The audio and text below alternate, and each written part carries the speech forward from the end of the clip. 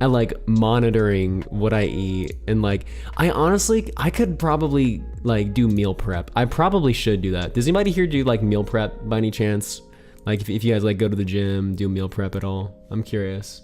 Let me get a few more things set up over here real quick, chat, and we will be good to go. I don't think I'm gonna go to LA anymore. Meow meow meow meow meow meow meow meow meow meow meow meow. Meow meow meow meow meow meow meow meow. Meow meow meow meow meow meow. Okay, we got this on here. Please tell me it's working.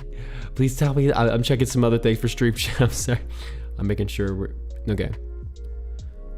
Yeah, it's working. W. Let's start this. Okay. Mitso, oh my gosh, Mitso, how are you doing? I do. Oh my gosh, you do. What do you guys do for meal prep? Because I feel like everybody does like the what is it? The like chicken and rice. And that's kind of, well, chat, what do you guys do for like meal prep? And we'll chat for a little bit. I want to chat with you guys for a little bit before we go into our interview itself. As also so I just have more time to make sure I have everything polished up on my end as well. Put myself over there. I don't think I'm gonna go to LA anymore. Oh my goodness, we were just talking about music stuff too, about like if we should make like different channels for like music channels. I have like a Packs Unpacks channel for like Pokemon cards and stuff. Pop out chat. Oh, ground beef. Ooh, I saw ground beef. Let me take a look. See, I'm organizing my chat. I'm doing good, Meat. So how have you been? Factor 75. I did see Factor 75. What was that? One of my friends, Frosted Fricks. They had that as a sponsor. Whoa, wait, what do you mean, whoa? Whoa. Hello. How are we doing? Let me. You say, well, are you gonna make me bald again? Don't you dare. I'm starting to hate Twitch more and more. You know, it's totally fair. It's, you know, every platform for sure has their downsides.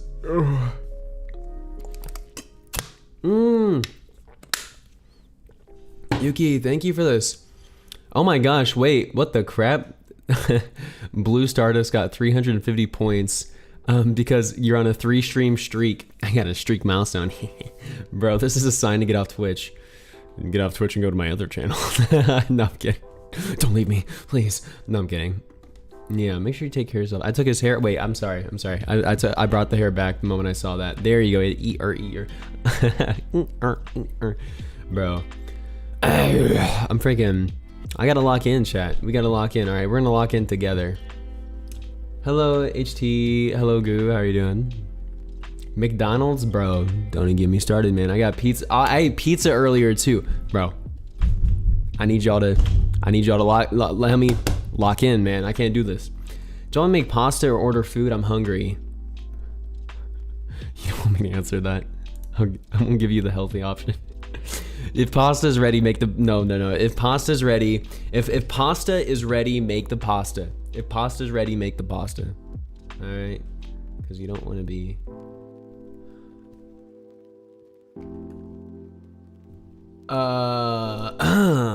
Brad, what did I just read?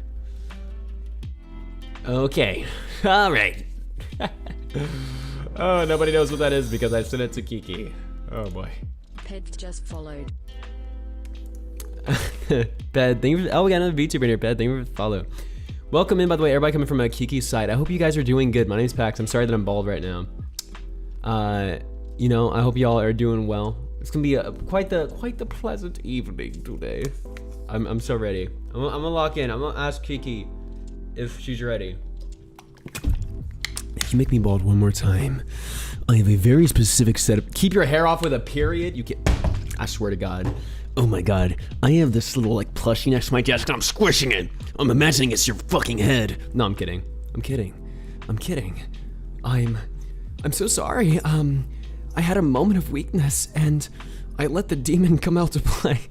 I can't do that, bro. I can't, bro. Dude, those audios, like, oh my God, they make me lose my mind. I see them on TikTok and like those, what's the one audios of like there's one voice line for Daredevil and Rivals right now.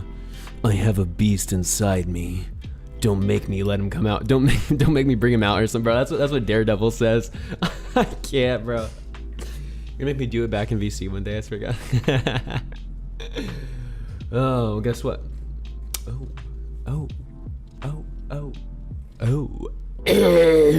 Okay. Alright. Let's find Kiki. Kiki. Oh wait, here, wait. Chat, I'm gonna write a letter. Dear Kiki. I humbly ask. I come to you but a humble dragon VTuber. I am honored to be in this stream with you and to have this opportunity, you guys, we're lucky in, right? To interview you. At your earliest convenience, may you please inform me whether or not thou art ready to be brought onto mineth streameth? Question mark. Best regards, Paxi VT, Blood Dragon VTuber, matcha lover, Claro listener. Sorry. Dude, I started doing like performative stuff. Oh my gosh. Oh, all right. Let's see what Kiki says. I look kind of laugh like Lego Batman there for a second. Hold up. Oh, okay. Kiki sent a picture of her as a dog eating Doritos. Intriguing. Very intriguing. What does this mean? Hello, Zero, Nikolai, Ducky, Ava, Zion. Hello, guys. Welcome in. We are about to... I think... Wait. What does this mean? Smitten Blitz. It's... Kiki just freaking period hater. Oh, let me edit. Edit. Oh, wait. Period hater. I made a video about that, like making a knuckle sandwich for period cramps. That went viral on TikTok, bro. It was like, dear period cramps, I made you a sandwich. Oh wait, what's this say? Side eye. Kiki's communicating. Hello, Grace. How are you doing? Kiki's communicating with you with side eyes. I am gentleman. Thou ready? That's not even English. You give off boy failure, bro. Kiki just said I give off boy failure. I can't even speak the fucking English. Sorry. Let me calm down. Boy failure. Man, I never messed up. Perfect. Hello, Zion. I'm doing pretty good, Grace. We're getting interview stuff. Oh, Kiki. Wait, let me make sure I can hear you on stream. Hello, Kiki. How also? I rest my case. Boy failure, that's crazy. I'm not. In the nicest way possible. Because I was listening to that, I was like, oh my god, he's doing the voice. Okay, wait, I'm gonna organize it so we could do the little interview screen. Don't worry, chat. This is already. Oh my gosh, guys, look at the production quality. Oh my god, it's insane. Oh my god. Oh my god. Oh my god. Can you do Jennifer Coolidge impression, Kiki? Jennifer Coolidge impression? No,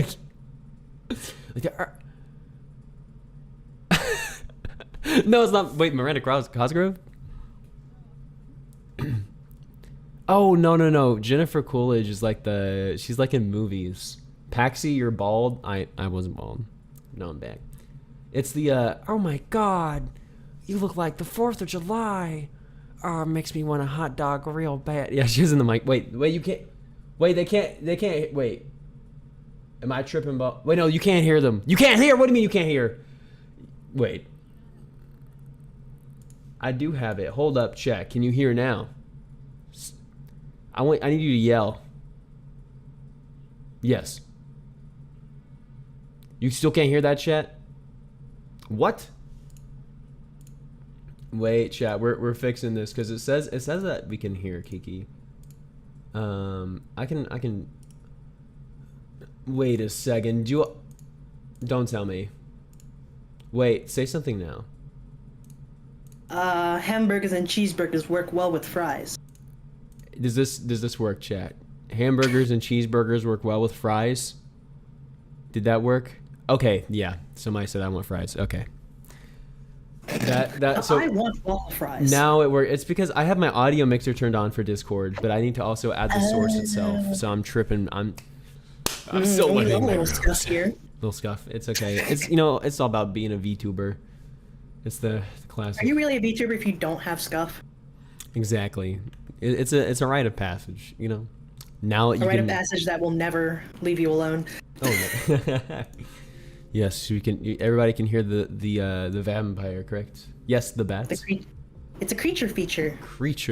It's a creature feature featuring The creature. Oh. Well, I know you've been pretty busy today, Kiki. You just came out of a peak collab, and you said you made it to past the third level or second level. Caldera's the The fourth. fourth. Oh, you actually. Oh, dang, you made it far. Yeah, the Caldera's like the second to last one. I applaud you. I'm not the. I don't know. I feel like I'm okay at peak. I panic though. I am dog water. Your dog what? Dollar Tree has. Yeah, I'm that. dog water. No, but it's fine regardless of if how far you make it. Peak was the friendship you made along the way. The real peak was the friends we made along the way. Oh, okay. So I thought we could start off with some general questions on here, just to get us warmed up a little bit. Are you ready? You feel warmed up? I am ready. You do like a little jig, just move around, loosen your neck up a little bit. Yeah. There we go. Yeah. There we go. Okay. I'm a little dizzy right now, but I think I'm. Oh, you got vertigo, old man. Old man, yo! I swear. Oh, now You got dizzy from that. you freaking chat. You That's got. rage. Oh my gosh! I swear to God, if I get called Unk one more time, I'm gonna crash out. Oh. All right. Poor Fossil is crazy. Poor Fossil, poor Unk. I'm gonna. Oh my God. I'm taking a drink of You've water. been promoted to Unk status. Okay. First question, Kiki. What got Yeah. you into VTubing in the first place? Honestly, it was during the pandemic. I feel like that's when a lot of people that was their gateway because you had nothing better to do. You're stuck at home all day in quarantine. But even before the pandemic, I was vaguely aware about Kizuna Ai, and I found out about her through her song covers actually. Not even the fact that she was a VTuber. I was just like, oh, this is a person who's using an anime avatar. I didn't really correlate that to VTubing. I was like, oh, it's just an anime character. Little did I know what rabbit hole I'd be going down. But because honestly, now that I think about it, Vocaloid is what got me into VTubing because a lot of VTuber covers are tied closely to the Vocaloid community. And I was like, oh, this person being Kizuna covered a song that I like. Let me listen to it. And then I was like, okay, she's cool. Let me, look more into it. And I'm finding out she's doing all these cool videos. And this was before streaming as a VTuber was, I guess you could say meta before HoloLive came around. And then when HoloLive did come around, I found out about Myth, the first EN generation. I was like, oh, this shark is pretty cool. And that just kind of opened the floodgates to learning more about streamer culture, because I had watched streamers and stuff in the past, but I wasn't really a diehard fan. But it was still interesting to put on in the background, stuff like that. But in terms of me becoming a VTuber, I wasn't going to become one initially. If you told me a year ago that I would be a VTuber, past me would be like, what are you talking about? Stop lying. You're capping. Because I am an introvert. I hate public speaking. Oh yeah. And I did not think I had what it took to be a streamer. Obviously, deciding if you have what it takes to be a streamer is subjective, but no matter what, I was like, nah, that can't be me. And I wanted to initially become a VTuber artist, make fan art, make models and stuff. Because I was like, oh, these people have such cool designs. This is so cool. They're so creative with their stuff. And so I started to make my own model. but I was like, let me do a test run. Let me take like an OC I'd had for like a while and use that as a test run. And then I said to myself, oh, it'd be cool to see what a logo for her would look like. It'd be cool to see what overlays for her would look like. And then one thing led to another, and I was like, well, shit, I'm a VTuber now.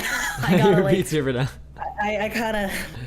I kind of have to give this thing a try or whatever. And then cut to now, and we are about a year at like less than a week out from it being 1 year that I've been a VTuber. Oh my gosh, you and I are Crazy like how that on works. like almost the same timeline, because mine was we have a few months difference, but like I hit a year in December.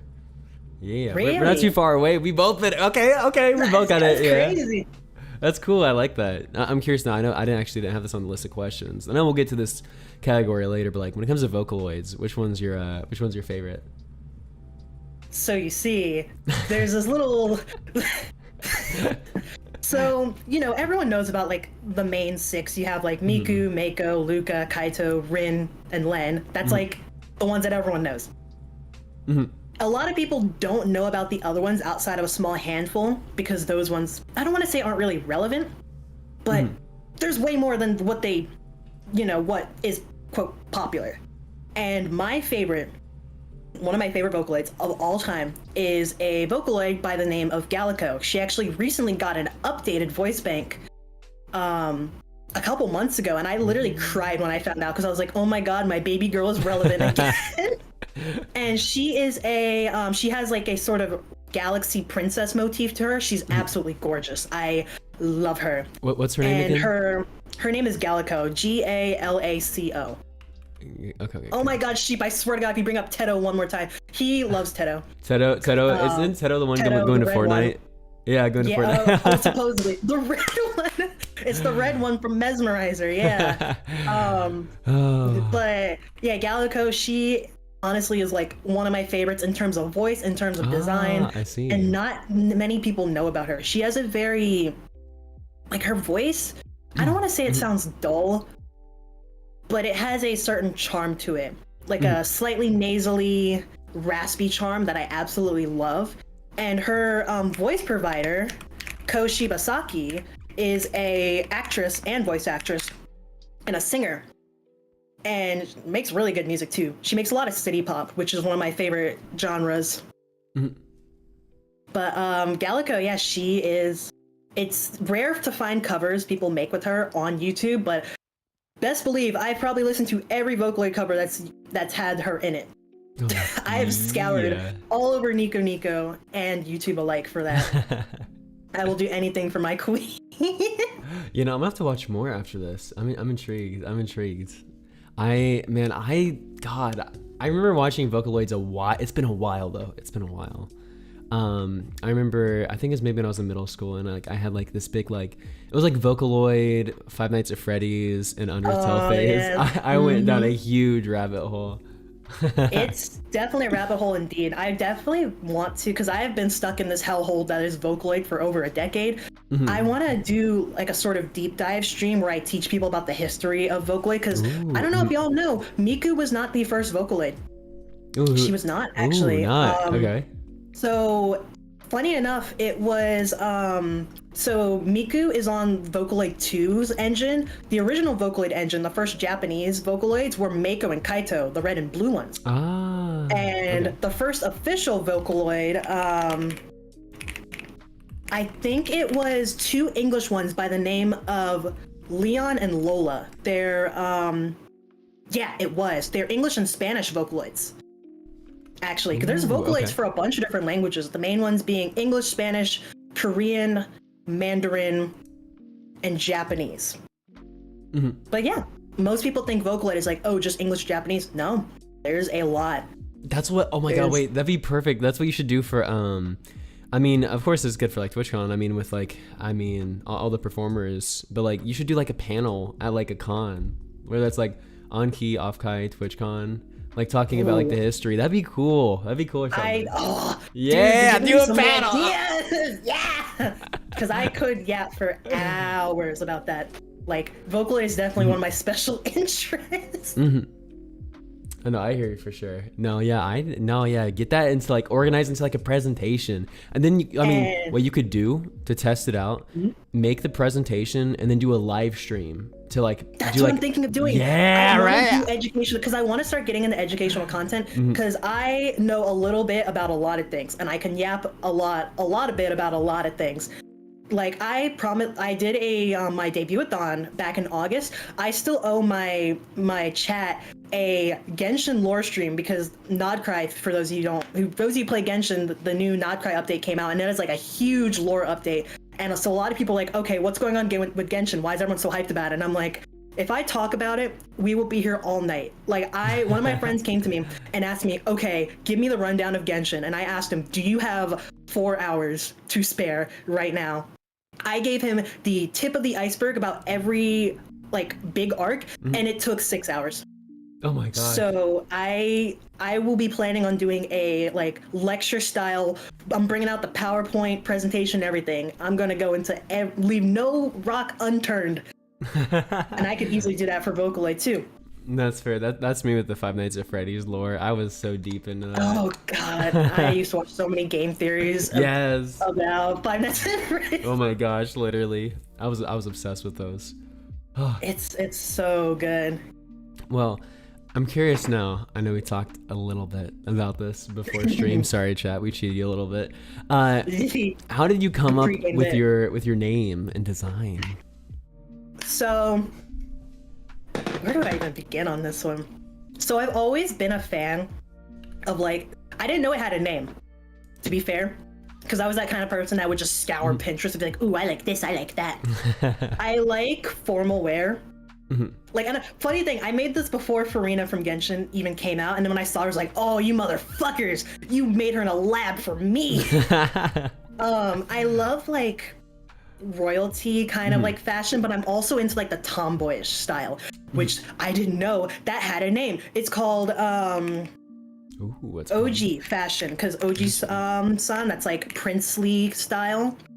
It's mainly girls and women wear it, but it's like, I guess you could say gender neutral. Oh wait, yeah, that's what I think Blue Star in our Twitch chat was actually talking to me about. I was like, oh god, like I think yes, no, literally, yeah, that's what Blue Star in our chat was talking about before, because I was like, yes, I want to like do like a new outfit fashion for style. PAX, and like I wanted to like redo it or like do like a redesign, and I think I mean, we were if talking you about need OG. help with that. Yeah, no, I need your help. No, after seeing because chat for reference to a while back I did a like VTuber model review with Ye J Bay, one of my friends, and we Kiki was actually on there, and I was freaking out because like Kiki's colors just pop. Like if you look at Kiki's design right now, like they literally just like pops. It pops out. Yeah, you're being perceived. It pops the fuck out, bro. And I was like, I need. Oh my god, I need.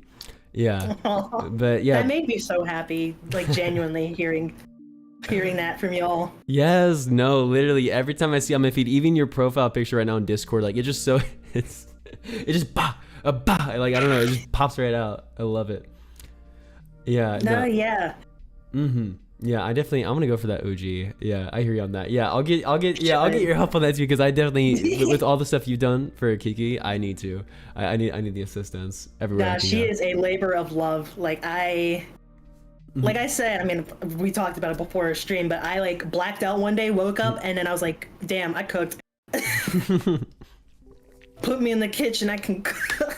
Oh my god. And like quote that. And one thing because like every single time someone like compliments my design, they're like, your colors, and I'm like, dude, because I pick the color, I pick my favorite colors. I love purple, I love pink, I love blue, and I didn't realize like how well I had like composed the colors together, because you can have good colors but not use them in the right way, if that makes sense. Yes. As someone who does character designs, but I guess I kind of balanced it out well, because people are always like, "Oh my god, your colors!" I know. And I'm like, "What do you mean?"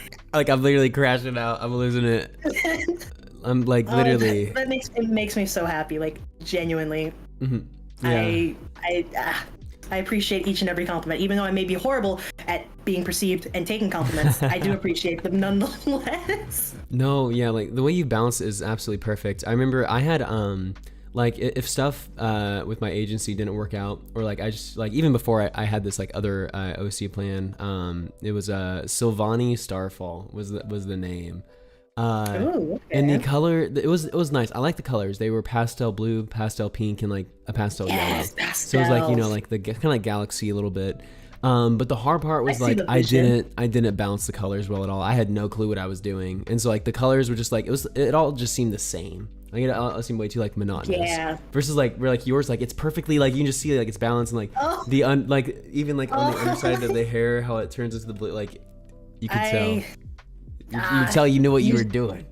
You spoil me. One thing I will say in terms of character design, if you don't know how to balance colors, the general rule of thumb is the 60-30-10 rule. You can break it up differently depending on how many colors you have, but generally you want to stick between 3 to 5 colors. And like if you're using 3 colors, 60-30-10. If you use up to 5, you can break it up more in accordance. But 60% should be your main color, obviously. 30% should be the sub color, and then 10% can be the accent color. So like, for example, I definitely have more than 3 colors, but if we're sticking with the 60-30-10 rule, you would say 60% is purple.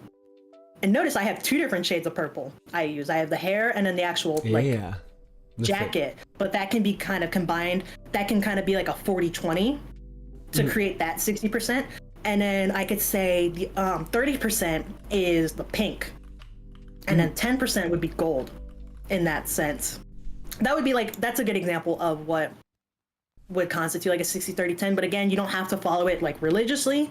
You can kind of play around with it, but that is the general rule of thumb that a lot of character designers use, whether it be for VTubers, anime characters, game characters, yada, yada, yada. Because once I found that out, I saw it in every single character I would see. I'm like, oh, they did it well. Okay. I'm learning. Like, see, your design has it. I do have it. I didn't. That's the thing. I never Yours noticed. Yours is a bit more skewed. I would say. I mean, it kind of fits the 60. It's like 60-70% white, 30-20% black, and then red and gold share the same spot. Yeah, I was thinking. But it works well.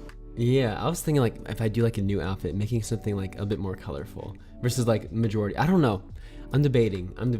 The nice part with this is like because I have white hair, I can just like go onto VTube Studio settings and make it whatever I want for you the can white part. change it. Yeah, that's what I love about the about being able to customize the meshes and stuff on models. I want to make silly little like recolors toggles. I need to do that. Yes, I need it. Gosh, that's what I'll be locking in on too. I know we talked about locking in before. You could do like an evil Halloween version of yourself. Yeah, do like orange, put some orange on there and stuff. Yes, you should. Ooh, you want to do it so bad. Little pumpkin packs, pee. Oh, black and orange? Black and orange, that gotta go fire. Hold up. Yeah. Hold up. You're cooking. I might do that. I just might do that after stream. Hell yeah. Well, let's see for our next question on here, because I'm curious about. Hello, Corey. By the way, welcome in. Black and orange looks so good. I know, right? I kind of feed off this too. But like, what were your first impressions of the VTuber community? Like when I became a VTuber or before? It can be either, like, or if you want to cover both. I mean, I thought the technology was amazing. I had seen I was like, oh, this is like an anime character in real time. What the? Because I mean, my only impressions were based off of Kizuna and Hololive. But seeing the technology behind it, I was like, I want to learn how this works. How did they do this? And like I heard the name like Live 2D popping up here and there, but I didn't really know what it was. I mean, I guess I kind of knew what it was because a lot of video games use it, but I didn't know that's the same, technology that game devs were using. I was just like, oh, cool anime person on my screen. This is awesome. But I genuinely found it super cool because I just loved how closely intertwined with the Vocaloid community it was. So I was like, oh, if Vocaloid fans fuck with this, then so do I. So I guess it was kind of just by association. I was like, man, this is cool. I could dabble in this. That's so fair. Yeah. cut to now, and I'm one of them. Now I'm one of you got infected. I joined their cult. Yeah, I remember I did a little bit of like consecration, like IRL consecration before, and I stopped after a while. I guess you could say I graduated from IRL stuff, but like I saw a meme on Twitter from Aki, who was a part of the agency I was in last, and it was just some like deep fried VTuber meme. I was like, bro, what is a VTuber? And I joined the Discord. Like, what is this? Yeah, and then it went from there. So it all happened because I saw a meme on Twitter, and then I got here. A meme dragged you in. Everyone has their own gateway drug. Well, we can kind of dive into content a little bit now as well. What kind of content do you love making the most? I definitely want to. I haven't done as much long form content as I would like to, and that's purely my fault because Like literally, I just need to tell myself to lock the fuck in. But so most of my stuff has been streaming and music. But I do a lot of like long series. Like right now I've been playing Clair Obscur, and chat has been eating that up. Yeah. Like Clair Obscur, oh my god. Not for me to shill on Clair Obscur, but that is probably one of my favorite games of all time, easily. I love it. But I've been playing that. I do like a lot of Pokemon. I've been doing a lot of Cobblemon too, since that's been making Oh my god. resurgence. Oh my god, we need to play Cobblemon. Please. I'm actually not to do a little plug, but Go I'll for send it. you the details for it. I am actually part of a Cobblemon server that will be launching on Tuesday. I am a gym leader. Okay. And I need to finish making my gym because the server launches in a couple days. Okay. It is literally a whole Pokemon campaign. There's gym leaders, the Elite Four, there's a champion. You can go around, you can play normal Minecraft, you can literally go on a Pokemon adventure. It's literally everything in a mainline Pokemon game. And what's really cool is that each gym leader can make their own like gym challenge. Like one of the gym leaders, he's a normal type gym leader, and his challenge is that you have to get a driver's license at the DMV. And his gimmick is that if you fail his gym challenge, you have to forfeit all your badges and start over. All your badges? So if you don't do his gym first, you have to give up all your badges. That's insane. Yeah, you gotta make sure you prioritize doing his. Yeah, gym first. you gotta like strategize. A lot of different gym leaders have their own challenges and stuff, and each gym leader gets to build their own town too, which is super cool. No, that's sick. Yeah, I've been cooking on mine. I'm intrigued. Yeah, I'll have to. Yeah, I'll send you the details for that. Because I was like, wait, I'm doing a Cobblemon thing. Dude, Cobblemon. Oh my god. Yes.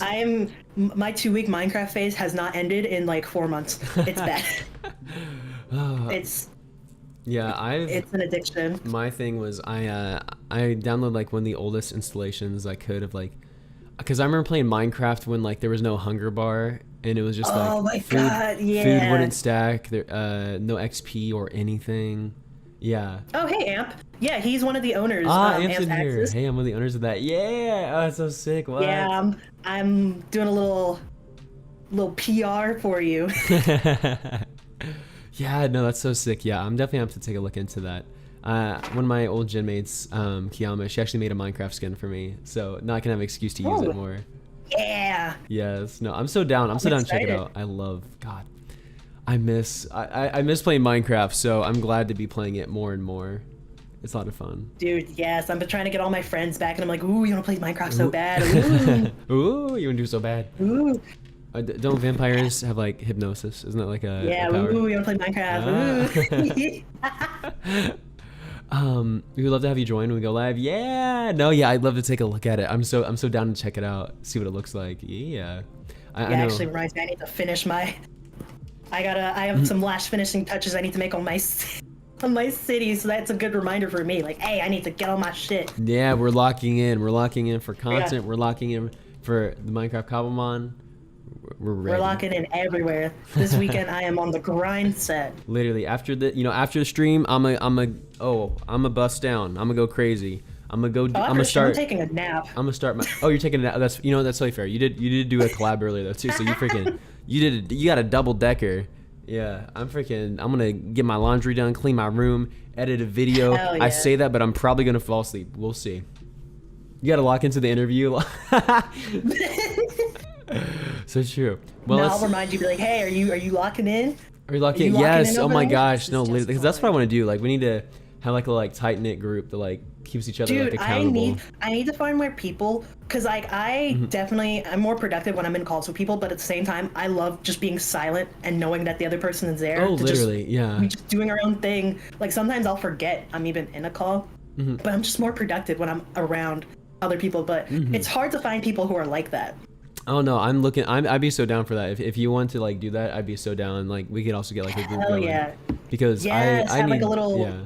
work together. Because it takes sometimes it can take me so long to edit a video. But if I was in a VC one time and I cranked out the video in like 20 or like 30 minutes instead of like Oh my taking like an God. hour. I was like, you know what? Yeah. It was short form, to be fair, not long form. Amp, yes, you do fall. He falls asleep in calls so often, it's kind of insane. You need to get that checked out.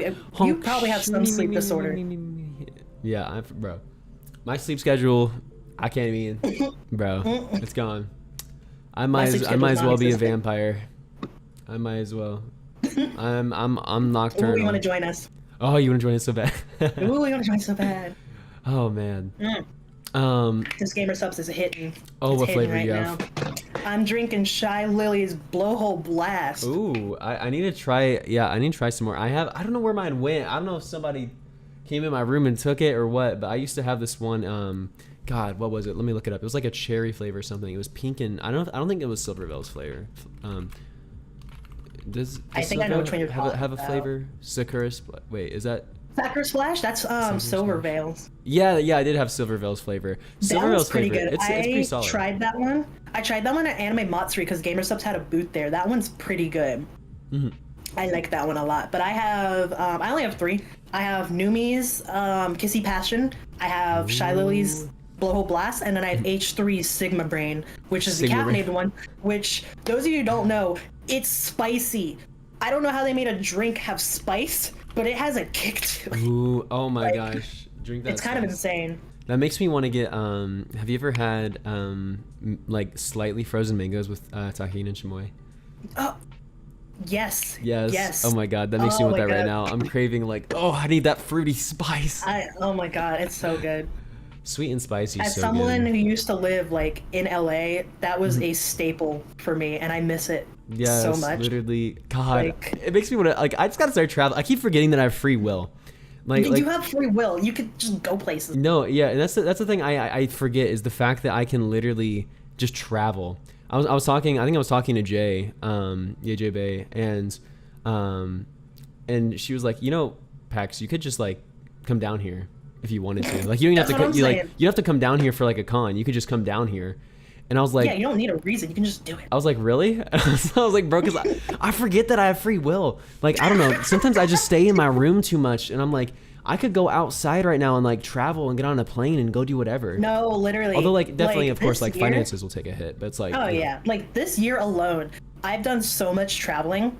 I've like you said, I forget I have free will. Like my my best friend Smitten Seraph, I'd found out that they lived not too far from me. I mean, it was still within a plane ride distance, but like I was like, ah, ha, ha, what if I came out to visit you as a joke? And they were like, please come visit me. And I was like, bet. Literally 2 weeks later, I was on a plane. Like I did.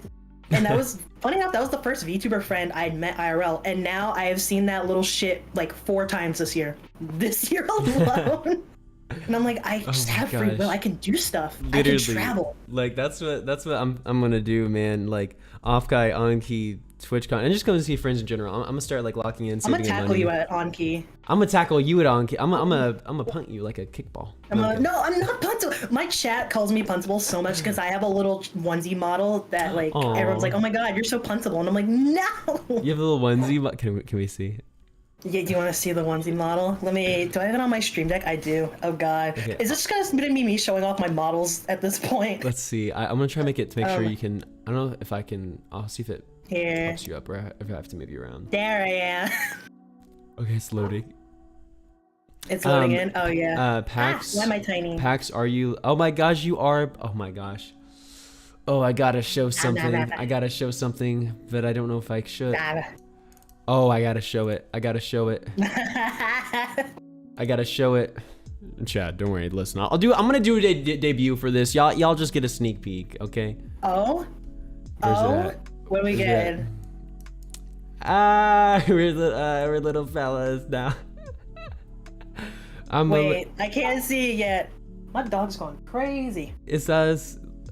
Wait, you'll see me in a second. We have big heads. Oh my god. Big head. I still can't see. Oh. Yeah. Oh, there you See are. me now? Oh my god. I'm a little fella. Oh my god. I love that. That is so cute. Oh my god. Let me turn this off. That is so cute. Oh my god. I can mess with my eyes too. I got that. There we go. Oh, that's like the chibi doki. I got the chibi doki eyes. I'm ready. Maintain eye contact. You got games on your phone? You got your games on your phone, Kiki? Which one? You gotta maintain eye contact. Weird dragon following me. No, I'm not. I'm going over here. Am I right, lads? Use both your eyes. Not a single thought behind those eyes. Okay. Funny enough, this was actually the first live 2D model of my VTuber I got. So I used this one for a hot minute. Yes, no, I love that. It's so cute. We're so freaking it. big ass heads, bro.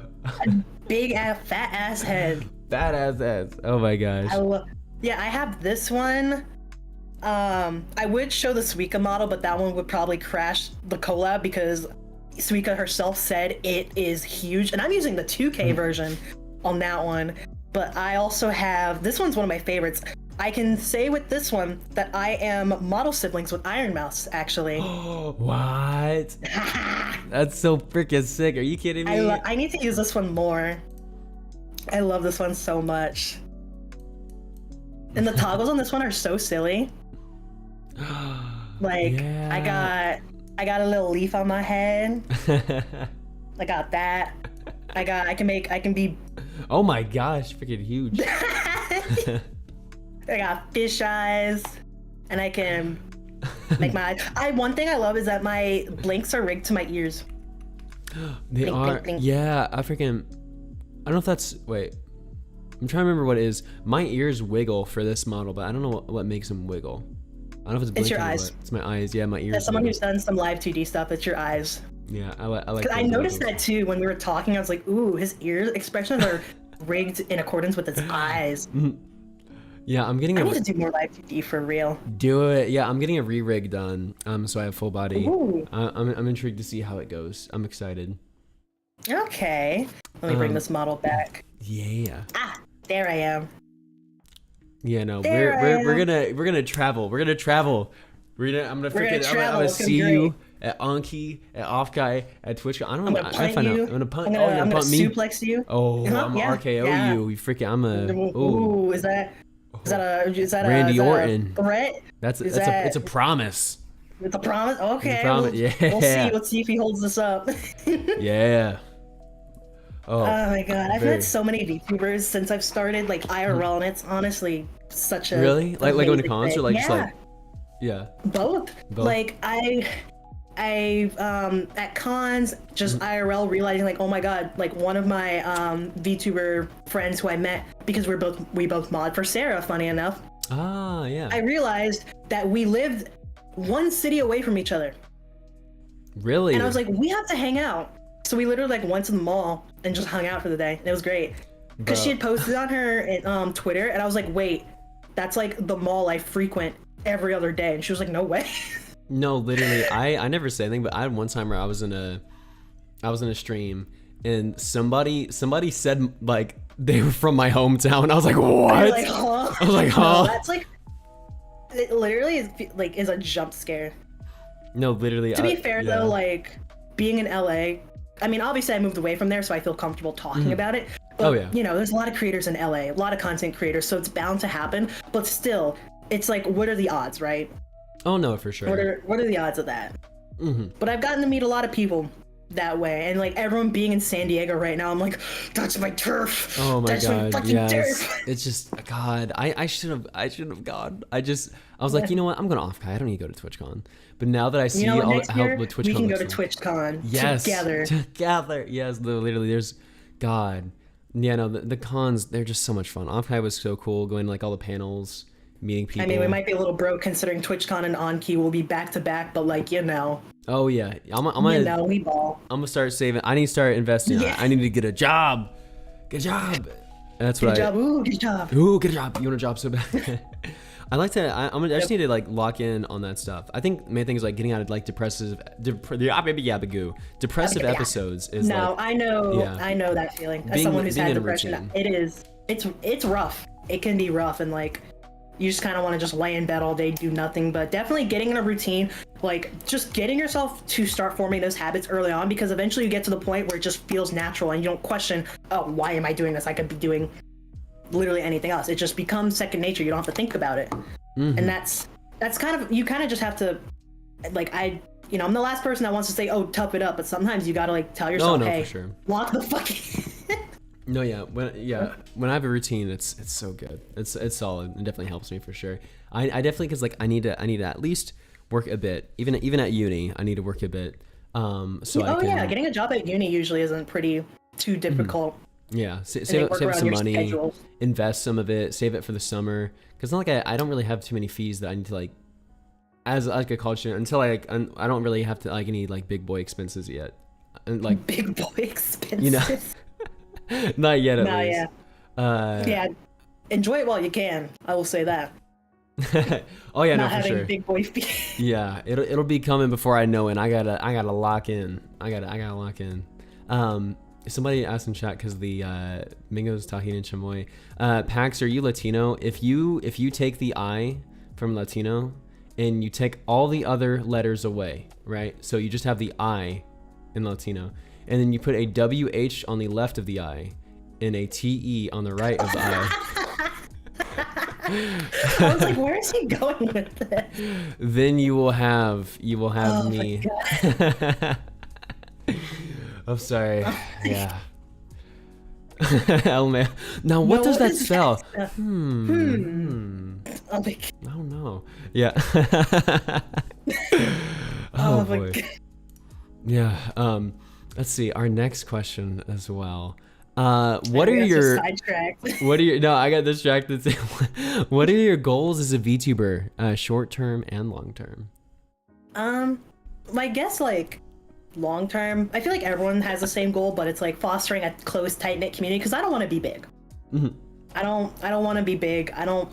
Like I said, I hate being perceived. It's scary. Yet I'm a VTuber. Here we are. But I do enjoy like the regulars who do come in my chats and hang out. And because I notice, and I notice each and every one of them, and I appreciate them all. Because they can be doing literally anything else with their time, yet they're fucking hanging out and listening to me yap about whatever. And I'm grateful for that. I'm grateful that people give me their time of day. I have So definitely. Yeah. Oh no, yeah, I just like kind of like building off of that a little bit. I have noticed that like it's been there's a bit of disconnect between like streamers and viewers sometimes. I feel like there's this bit where like sometimes viewers don't recognize, maybe as like a content creator gets larger, that creator is a person behind that screen, and at the same time for like some content creators, I feel like they don't see their viewers as like real people as well. Like they kind of just like, I feel like They see them as a number. They see them as a number. Yeah, they see them more as a number, and like for like the viewer, sometimes they see their creators more just entertainment versus an actual person. Yeah, because at the end of the day, everyone's a human, whether it's a big creator, small creator, whatever it may be. They just let that. I guess it kind of falls into parasocialism at the same time. They see them as a sort of figurehead and idol, and they forget that they are a person with thoughts and feelings and emotions. At the end of the day. Yeah, and it's because I'm so sorry. We keep like talking. No, you're okay. I'm sorry. I don't know what. I keep interjecting. Continue. I'm sorry. No, we're just like bouncing off each other. That's like, I mean, that's good. Yeah. And we keep getting sidetracked, but like I've definitely seen both sides of it. And as someone who's like friends with a couple pretty big creators, I've gotten they've given their like 2 cents about it as well, in the sense of like, oh, they just want to be seen as people because people see them as, oh, they're entertainment. They're my YouTube slop for when I'm eating dinner type stuff. But like these big creators, like, yeah, they have a community, they have a following, but sometimes they just want to be seen as a person. And being tied to their identities, how they are, they can't really they can't be like, chat, I'm a person. Not that they can't do that, but Oh no, yeah, for sure. people just forget that they're people at the end of the day. And that's something, I'm not saying like, man, I'm grateful I'm not a big creator, because I feel like everyone at the end of the day wants to be big. No. They like seeing big number on their screen. But you have to learn how to kind of handle that as you go, and that's why a lot of times when creators blow up overnight, dream, sorry, did something happen there? They don't know how to handle that clout, that overnight clout, and the viewers don't really know how to handle that either. So it's kind of a two-way street. I am just rambling at this point. You're perfectly fine. I love the rambling. Yes, I love the yapping. Yep, this is the yappening. This is the room where it yappened. I love it. No, but yeah, just creators are people. People are people. Viewers and content creators, they just kind of need to take a step back and be like, hey, we're all people at the end of the day. We're all human. Oh no, for sure. Cut each other some slack. It can be hard to like for me, like one thing I need to get better at, Hamilton reference maybe, is like sometimes like setting boundaries with viewers and just people in general. That like it can be really hard. I've gotten better at it, but like I mean it's definitely like parasocial sometimes. But like having viewers come in, I don't know if you've had this experience. Like sometimes I have viewers come in that just are like random, like, can you call me good boy? Can you call me good girl? I'm like, listen, I don't know who you are. Like I haven't gotten that.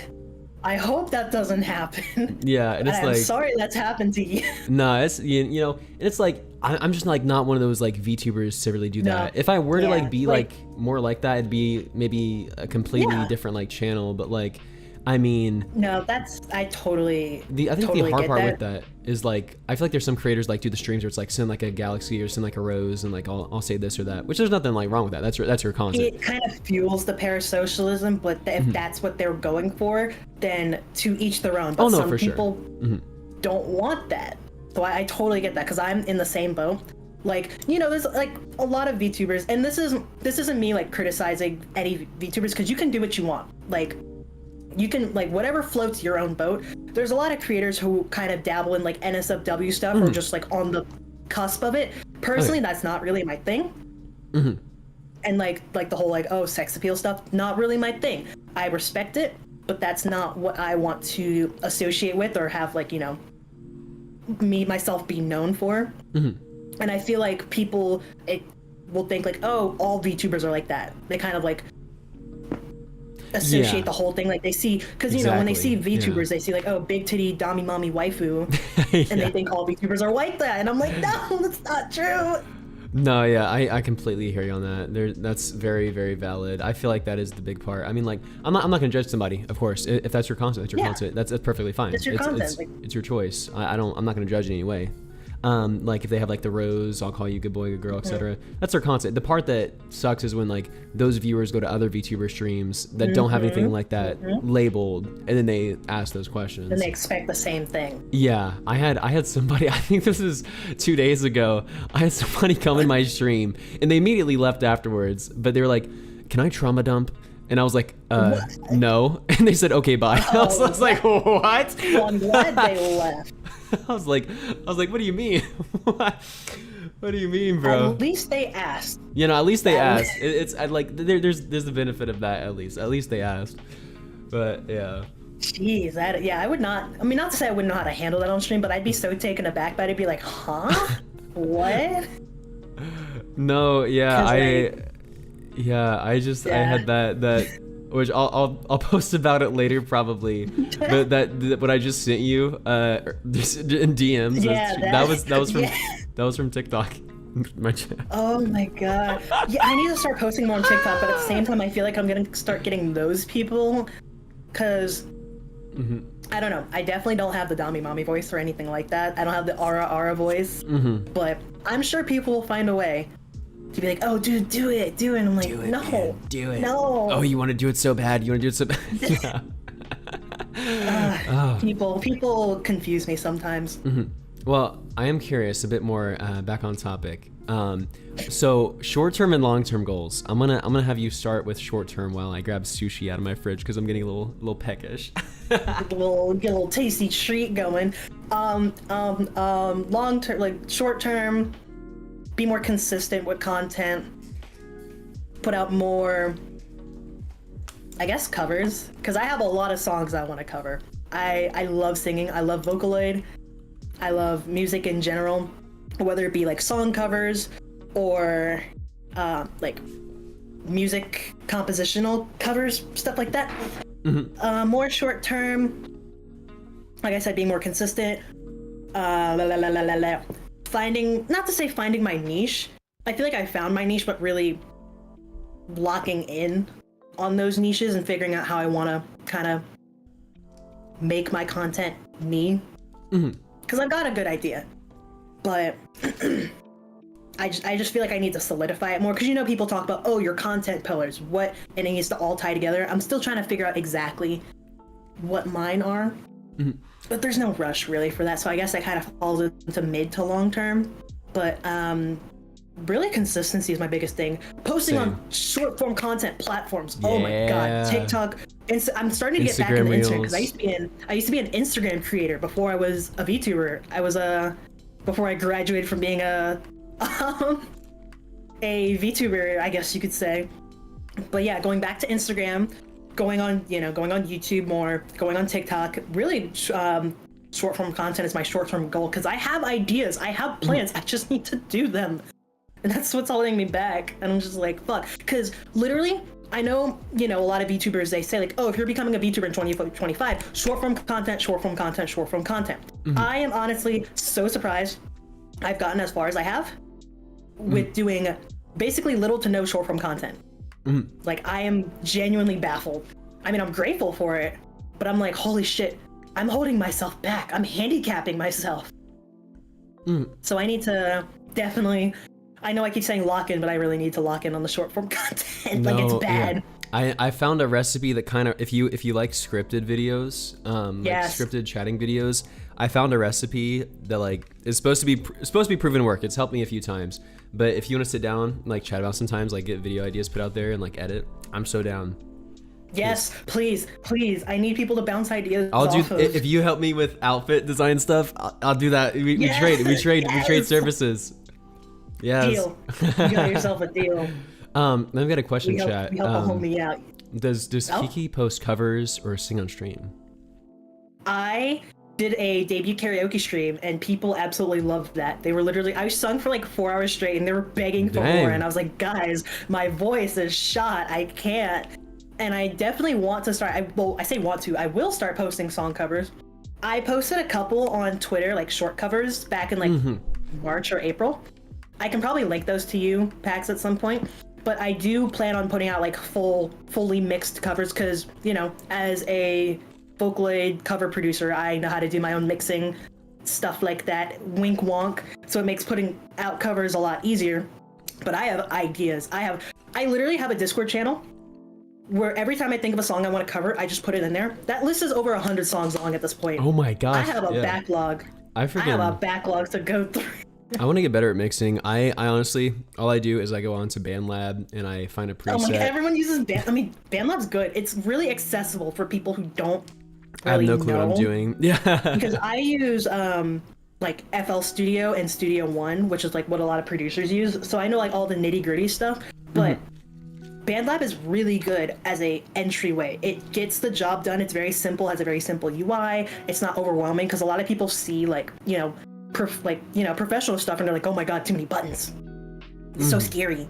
But it's really not. But BandLab is good. I've been like dabbling with BandLab a lot, but now I'm like, damn, this is impressive for how simple it is. Yeah, for a while I had FL Studio from a friend with what's this one, auto, it's like like you can fix the notes if they, oh god, it's like Melodyne? Melodyne, yeah, it had Melodyne. That's what you use to tune, and I use that too. That one's pretty easy to use, but people still get intimidated by that stuff. Maybe I should do a stream talking about audio. You just keep giving me ideas, dude. Oh my god. You listen, bouncing ideas, I got you. Yeah. Yeah, I know.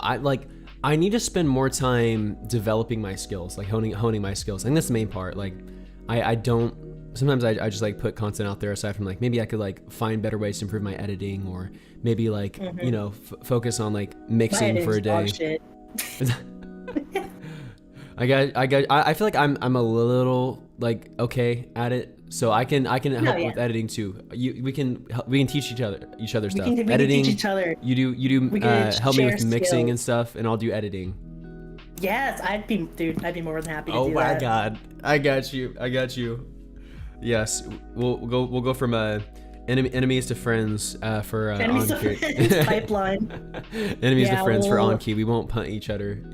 Oh my god, I hate the English language. Each other anymore. Yeah. Cheddar. Now I'm thinking about food. Eat cheddar. Oh my god. I have sushi in front of me, but now I want What kind of cheddar. sushi you got? I have this like crispy crab roll. Ooh, I love the crispy ones. Yes, the crispy. I love the crispy ones. Damn, now I want sushi. I need better sushi. It's so funny when like my friends are like, yeah, I like the California roll. I'm like, that's not real sushi. It's not. No. That's not. It's avocado. Oh my It's gosh. not real. I like low key. I can eat just like raw salmon, like as is. Like I could eat it by yeah. itself, or like I could eat it like some soy sauce. I went to Costco one time and I got a whole like platter of just salmon, and it's like, bro, I like eating it like heavenly. I'm a bear that just caught a fish out of water, and I'm just You were tearing hungry. it up. I'm tearing it up. Bro was It's so hungry. good. It's so good by itself. I know. No, it salmon. is. Oh my gosh. Well, on to our next question as well. Who or what inspired you to start streaming? Good question, actually. Because when I think about it, like, I didn't really watch a lot of like streamers growing up, and when I got into VTubing, it was kind of like, haha, this would be funny if I like made, Kiki to a VTuber model. But I guess it goes back to like, he's a non-hololive. I'm not saying like, I want to like, I want to be in hololive stuff like that, because I would fold under as much pressure as they're under. Like I respect it, but goddamn. Like I just thought of it as like, fun, silly, fun thing I say as I've invested thousands of dollars into this quote silly little hobby. But if I had to say like who inspired me, I'd probably say my uncle, because he actually is a streamer too, but he is a DJ and musician. And I think that's where I got a lot of my music like skills from him. So I definitely but it definitely kind of falls back on him. And it's funny because he doesn't know I'm a VTuber, but he knows I lurk. That I lurk in his streams, but he hasn't put it together yet. And I plan on telling, because he's cool. My uncle's cool. He can hang. But I don't really, none of my IRL friends really know that I'm an anime girl online. Like, how do I break that to them? I think I told my friends I'm a VTuber before, and I shouldn't have. I just got excited when I was like, guys, I'm a VTuber. Yeah. And now whenever I talk about it, they're like, what's your channel? What's your channel? I'm like, crap, I don't know if I'm gonna tell you now. I'm worried, bro. Because then my main concern with that is that they're accidentally gonna out me without realizing it, because they don't know the kayfabe of like, this is, there's a level of being anonymous to this. They don't know that. And then one of these days, they're gonna like, be like, aha, see you later, so-and-so at this time in this place. And it's like, well, they just doxed me. Yeah, no, for sure. I hear you on that. Yeah, that's been a concern for sure. I show like, I think the most I've done every now and then is like, I show my face on Twitter every now and then, but like, I still keep myself mostly like anonymous. Oh yeah, the most I've shown on Twitter, I think, is cosplay photos that like, I have my face blurred out. But that is the most I've done. And obviously like VTuber friends I've met IRL, they know me. VTubers I've met at like conventions, they know me. But I don't like, and there's nothing against people who show their face. Oh no, for sure. But personally, I like to keep that level of like, mystery. Oh no, I hear it for sure. Yeah, I respect that as well. Yeah, man. I had a follow-up question, but I forgot. Dang it, I hate that, bro. I'm sure you'll remember. You'll remember like 30 minutes from now, be like, oh yeah, that thing. Yeah, freaking. Okay, well, we'll go on to the next one then until I This applesauce get is it back. good. Ooh, is it cinnamon applesauce? Yes, it is. I could. By the way your lips were smacking, I could hear the cinnamon. That is actually crazy. Guys, welcome to stream.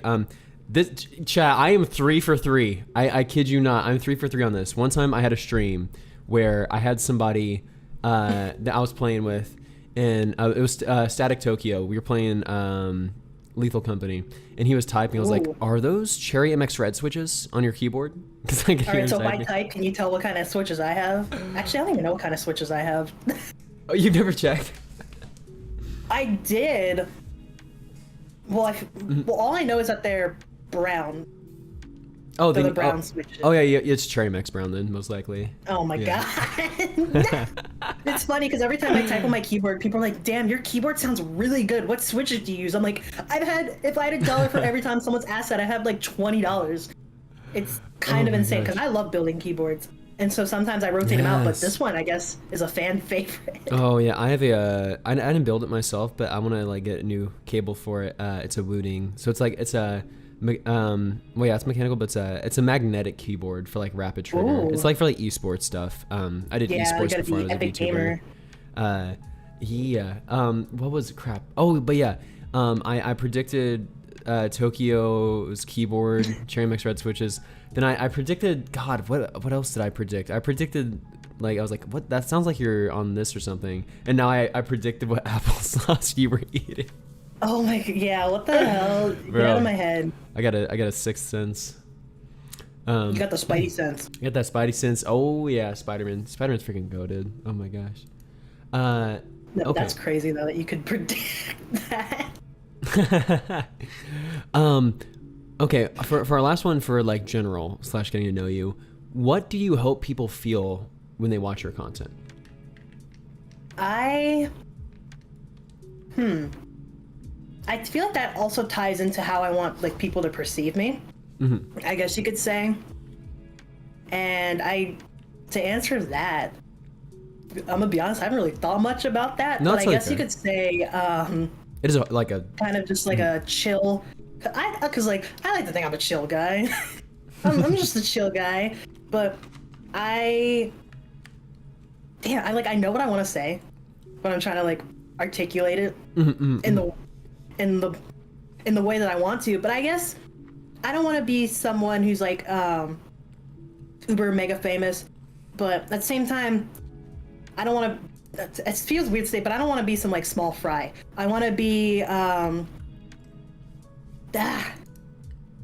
want to be a creator that people find comfort in and can kind of just, end their day, lurk and stream, kind of relax. But I feel like a lot of people say that. I want to have chill, safe vibes, chill, welcoming community for everyone. I want everyone to feel safe, happy. I do like the viewer interaction I get, and I definitely want to do more community-based stuff because I want my viewers to feel involved too in what I do, and I've been getting a lot better about hosting more community Yes. events, and they've absolutely been loving that, and that genuinely makes me happy, especially as someone who is an introvert. It helps me better myself, and I get to like make a difference as well. Because I've had viewers and friends be like, watching your stuff makes me really happy, and it genuinely cheers me up. And I'm like, that's what I live for. I hear you for sure on that. Yeah, I feel like that's something similar, like for me as well. We got a lot in common, is what I'm hearing. do. I definitely want to get more into community engagement. Like, man, I don't know. I had one day where I was like, I don't know. I like gaming content, but sometimes I get burnt out. I had one day where I was like, man, I'm getting tired of playing video games. Like I was getting so bored. Like no matter what I would play, no matter where I would scroll Yeah, on you're social getting media, that burnout. I was feeling like insane burnout, and I was like, man, I feel like I don't have like a purpose, or like what's my why? Like what's my why for You being a had your content creator? quarter life crisis. Yeah, I had a quarter life crisis. And I was like, dude, what do I do? And I remember talking to Jay again. I was like, I want to do I love something. Jay. It's all good. Yeah, I know Jay's so freaking sweet. I remember I talked to Jay. I was like, what's like a type of like event or something I could host where I could have like some type of like positive impact and like bring people together. And then we bounced off ideas like doing like VTuber spotlights. And then we're like, okay, wait, what if I did like a Black VTuber spotlight? And that was something that we organized. I saw that. Yeah. Oh, I then- saw that, and I thought that was really cool. Like, Yeah. I genuinely, I think, because I'd seen that. I think, was that before or after your review? Oh boy. Your, like, because funny enough, I don't know if like people can't really tell from my model, but I am actually a black VTuber. Funny enough. And so seeing that made me like really, really happy. Yeah. Like I was like, because you know, some people will always find a way to twist the narrative of whatever you do, regardless of your intentions. And so seeing you do that, I was like, man, this guy is really cool. I'm gonna keep tabs on him. Thank you. No, I appreciate that. No, that's very sweet of you. I appreciate it. Now you got me avoiding the praise. No, I'm just we're both shying away from it. Give him love. Give him love. Yeah, no, that was such a blast. That was such a fun. I had such a fun time doing that. I mean, like one thing we're working on now, actually, which like I'll have to forward to you, and even if you want to like be involved with it, was because I saw my feed after we did the spotlight, probably like 3 months after the spotlight. I saw a bunch of people posting like, oh hey, when are we running back like the award show for Black VTubers? And like there wasn't really updates on that. So now I've worked with a lot of the creators from the Black VTuber Spotlight. We're bringing a lot of them back together, and we're all like organizing a new like Black VTuber Awards called Onyx. We have Lavmara and Simi Enigma, who they've actually made the mascot for it, which I'll have to let me find this so I can send me the details of that. I'm interested. Send it to you as well. But like one thing we're doing, probably I'm getting organized next month with like Tokyo and a few other of the creators, is like we're working with Martha's Kitchen in San Jose, where Offkai was held, and we're gonna be doing like a fundraising stream under Onyx. And I just sent you to like the design that Lefmara and Simi came up with. Let me see. For the mascot. And then we have like oh that is gorgeous. Oh my god.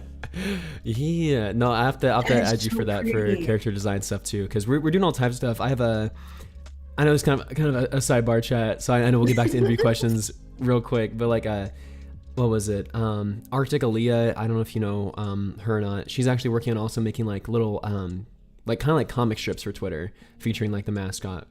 That is so cool. Yeah, to help make them relatable, because I think that was a big thing too. Like I don't know how much you know like with like business stuff, but like have you played Uma Musume? I played it a little. Okay, like when I think about like branding for companies and how they should do things, I thought that Uma Musume does it perfectly, and that's how like a lot of people should do it. Because if you think before Uma Musume, people like what was the horse's name? Haru, the one that like always lost like throughout her career. Think about how many racehorses that died before that people never really like took notice of, really cared about. But because Uma Musume came in, bringing light to all these horses. Yes, they brought life to them. They made it like sometimes like relatable as well with their stories, so that people could have this connection. I was like, that's how you as a company should build a brand with your company as a whole, but also like if you have a mascot. And so that was the big part too. Like when I'm working on like with Aaliyah on like making these comic strips, I'm like we need to have like relatable like strips for the viewer. It's like I don't know. I'm yapping a little bit now. I'm going back and forth, but I can give you more details on that too. I loved it. Please do. I am absolutely invested in it. Yeah, no, it's gonna be such a blast. I'd love to get you involved. The more I look at the design, I'm like, oh my god, this is so cool. And if you see too, I love it. I can show it on stream too, actually, just so y'all get little looks at it too. So, if you look at her earrings as well, I don't know if you already saw it or not. It's actually it's the logo. Makes me word. I love stuff like that. I love subtle stuff like that as a character designer. It makes me so happy. Here we go. That was the first thing I noticed actually too. I was like, ooh, she knows what she's doing. For anybody interested in what we're doing for the award show, here's like the little sheet of what we're working with so far for the mascot design, and we're coming up with names right now. We're trying to figure out the names. We had a list that was sent to us from some of the artists involved, so we're gonna try to decide on that soon. But yeah, there's that. It's so pretty. Let's see. Okay, let me get back to the questions now. Let's see. I'm sorry, I got a little sidetracked. Well, now we can go on to a new category. Let's cover some music. Oh boy. You've mentioned that you can sing. You mentioned to me that you can sing in multiple languages. What are they? Yes. I, as someone, because I was in choir as a kid. Yeah, same here. Choir. I was in like choir out to elementary, middle, high school. I was the music nerd, and we would sing in other languages for a lot of songs.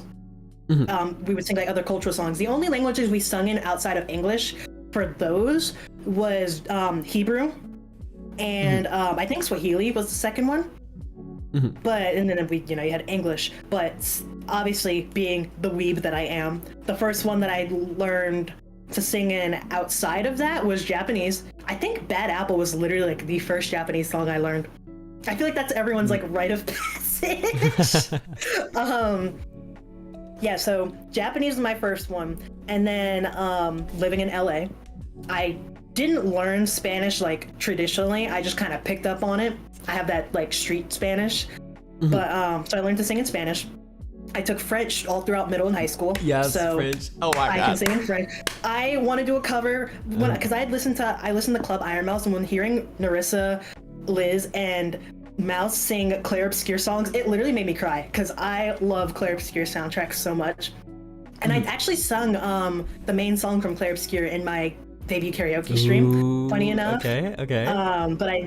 But yeah, French is such a pretty language to sing in. I can sing in German, Russian, Mandarin, and Cantonese. Yeah, all of them. I feel like I'm missing one. Those are the main ones, but I taught myself most of those because I mean, most of the music I listen to isn't Japanese, funny enough. Like, I literally have a playlist going in the background right now. I think I'm listening to the JJK opening right now, honestly.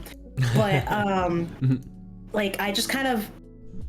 I was a linguistics major throughout college as well, too. So understanding how the languages worked helped me, like, figure out, okay, this is how it sounds if I was teaching myself. Because I did study like Japanese as well throughout. I did a lot of stuff, now I'm thinking about it, throughout school. Like, how did I have so much time? I don't know, I'm crazy. But like when I sing in Japanese, some of my friends, even like the friends who do speak Japanese, they're like, I didn't know you could speak Japanese. I was like, I can kind of understand it. Yeah. Oh I just kind of like, when they hear me sing, they're like, wait, you sound like a native speaker. And I'm like, I don't know, I just kind of do it. Yeah. Japanese is definitely my best one, but it's fun. It gives you a lot more options of stuff to sing. Yeah, I need to lock in like that. I need to like, if I could like, you should. My main thing is like, I need to curate each day, at least like the night before. So like maybe because I could, God, I'm losing out on some of my potential, but that doesn't mean I can't do it now. Of course, but like 30 minutes a day, this, 30 minutes a day, this, 1 hour to this. Yes. Like I just need to be more organized because I know that helps me as a whole too. Yeah. Having structure definitely helps. For me, I think what did it for me is I hyper fixated on a song, and then I looked up every single cover I could find of that song in every single language I could, and I think that's how I got in the Mandarin, Cantonese, German, and Russian. Because I was like, I want to learn more of the song, and then I was like, oh well, now I can sing in all these languages. Nah, but it's definitely a party skill. You've collected them like infinity stones. I only know a little bit of French. I was gonna say, yeah. I've collected them like infinity stones. Push past your limits, unlock your potential, Paxi. It's definitely something I want to utilize, like, when I start doing music stuff. Like, one of the things I want to do is a song cover, but like in 3 parts of like 3 different languages. So like the first segment will be in one language, the second part will be in another language, and so on. Because I don't think that's done a lot. I don't really see like multi-language covers. And I wanna capitalize on that. I'm like, ooh, I could totally do this. No, I agree. No, that'd be really cool. You should do it. You should do it. A song with 4 languages would go hard. Yes, that's what I'm saying. Now I'm curious too, because kind of building off what we talked about a little bit earlier. What thing we talked about? We talked about a lot of stuff. A lot of stuff. What drew you to Vocaloid and vocal synth tech? What drew me to Vocaloid? I honestly don't know how I found Miku. I just remember one day being on the family computer in the dining room and watching like Miku stuff. I think that was like one of my first cognitive moments that I could like, one of the ones I could remember back the furthest. I was like, funny blue-haired girl. And then one thing led to another, and I'm like, I'm here today like, oh my god, I have so much Miku stuff. But I found out about like the technology. I was like, wait, this is like a text-to-speech style thing? This is cool. Yes, I love tech. And then I went down those rabbit holes, and I only started doing like vocal synth stuff in high school. Like, I kind of got the software, By the way, Vocaloid software, if you ever want to get into doing vocals and stuff, do not get Vocaloid as your first one. That is like, first of all, super expensive. Second of all, not beginner friendly. I had to teach myself from the ground up. I was also broke after I got it. But there are newer programs out nowadays that are very beginner friendly. Like the biggest one people know is Synthesizer V. That's where that's where Kasane Teto is now, the red-haired one that kind of looks like Miku. She's on that vocal engine, and it is very beginner friendly, very user friendly, not overwhelming at all. It's honestly like kind of insane the level of quality you can get with those voice banks, that's what the programs are called. That's what the characters' voices are called, voice banks, because they're literally vocal data banks. But it's I kind of just like sat down one day and I was like, okay, I want to learn how to do this. And I think too, in combination of like, you know, singing Vocaloid songs and stuff and learning the software, it helped me really like learn Japanese, because they always tell you like, oh, if you want to learn a language, find something that you're interested in that you can use to help you further, you know, learning that language. And you know, using a software that has roots in like, you know, Japan and stuff, like Vocaloid stuff, that is one of the best ways. 90% of the Japanese I know is from listening to Miku. It's you listen to it enough and you start to put those connections together, like, oh, this word means this word means that. One thing leads to another, and I can listen to a full song and go, I can get the gist of this. I can't tell you exactly what they're saying, but I can tell you what is happening in the song. And I think that's pretty cool. One little tangent, I think you're going to find this really cool on the subject of vocals and software. There is this open source software called Utao. A lot of people know about it, a lot of people don't. It is basically, you can make yourself into a Vocaloid. Oh, wait, yeah, isn't that how somebody made Queso into a Vocaloid or something? Yes, the Quesoloid. Yeah. Yep. Quesoloid, so it's not really beginner friendly. There's a lot of tutorials out there. There's a long process. I've done it before. I actually want to make Kiki into a Vocaloid because I would love to do like duets with myself. I think that would be super cool. That'd be so cool. We need to do that. We need that together. Oh my gosh, we could figure out how to do it. Dude, you as a Vocaloid would be so cool. Yes. Oh my god. Because a lot of people don't know about it. And I'm like, this is something that like VTubers, like I've seen a couple of VTubers jump on it, but I'm like, not a lot of people know about this. And it's definitely not beginner friendly, but definitely not like super hard. And again, I keep thinking of ideas. I could totally do a stream where I teach people how to do this stuff. And what's cool is that if you don't speak a language, like say for example what is a language that you would love to be able to sing in? I'd like to sing in French.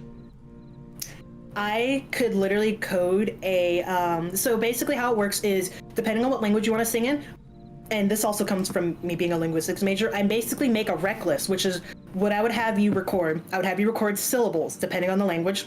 And then I would do some techie bullshit, and I could put it together to where I could program your voice bank to sing in French. And then I could program the voice bank to sing in English. And then I can program it to sing in Japanese, or whatever language you want. Some languages are easier than others, but the main ones like English, Spanish, French, German, Japanese, they're the easiest. It just depends on how difficult the language is from a phonetic standpoint and all this like nitty gritty stuff, but I want to see more VTubers capitalizing on this because I think it'd be cool, especially for VTubers who don't, not to say they don't like feel comfortable singing live, but like they may not have the capacity to do so. This is a great like alternative option for it. Like a bit, you know, it's a bit time consuming, but it's in the long run, I think it's worth it. Because I've seen some VTubers put out crazy covers with like their self-made, I guess you could say knockoff Vocaloid voice banks. It's really cool technology. Like genuinely, I'm like, oh my god, this is insane. Well, man, this makes you want to. God, no, I can't. I gotta be more dedicated. But like, I'm like, oh god, this makes me after stream. Now I want to go into like a room and go sing now and record a cover. I'm like, god. Ooh, you want to record a cover so bad? Cover so bad. Well, with Vocaloids too, because we're talking about Vocaloids, idols, VTubers. How do you feel like virtual singers? How do you think virtual singers have influenced the VTuber world? So like virtual singers, VTubers, and idols have always been like very closely tied, even from back in the day. Because I found Kizuna through some of her Vocaloid song covers. So there was already that like overlap, if you think about it, kind of like a Venn diagram. She fits into the VTuber category and the Vocaloid category. And being like VTubers, there's VTubers that are non-anime themed, because I've seen a couple like really cool like old 50s style VTubers. There's cartoony ones, there's realism ones, but 9 times out of 10 they're all going to be anime themed or anime adjacent. And so I feel like just from that alone, the tie to Japan and anime culture, it's gonna bring in other aspects of Japan, like pop culture into it. So you have like idols, you have their ideology, like so VTubers follow a lot of idol culture, whether you're indie or part of a corpo. They follow, and with that comes the music aspect of it. And a lot of Vocaloid producers are also producers, funny enough, for VTubers. Like Hololive, there's a lot of producers who work with Hololive talents that are also Vocaloid producers. So it's always that overlap. And then some VTubers, some Vocaloids, do concerts and stuff. Like you have Miku, you have Rin, Len, all the main ones, they do concerts. There's a couple niche ones that do concerts. I remember seeing a Niji Sanji performance where one of them did a like actual live show with Miku, and I was like, that is cool as shit. I want to do that. That would be a dream come true. But I feel like, they were all already closely tied, but in this day and age, they're basically inseparable. It's all part of the same culture now.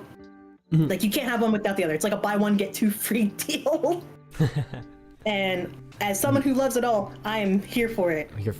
It's so much easier to explain vocal synth stuff to a VTuber than to the average Joe who's like, what is this? Oh yeah, what is this? Like if I had to, if someone came up to me who didn't know about anime or VTubers, and they asked me what is Miku, I'd have a much harder time explaining to them. For sure.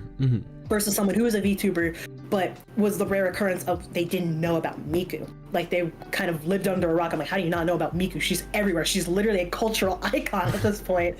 She's in Fortnite, for fuck's sake. How do you not know about that?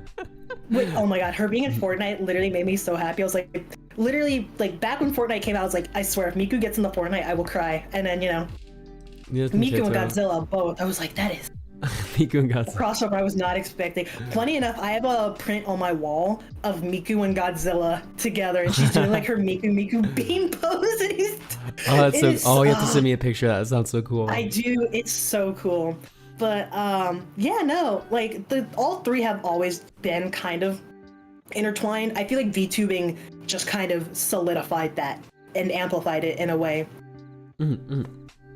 Like I don't know, it's hard to explain, but I feel like they were bound to be closely associated one way or another.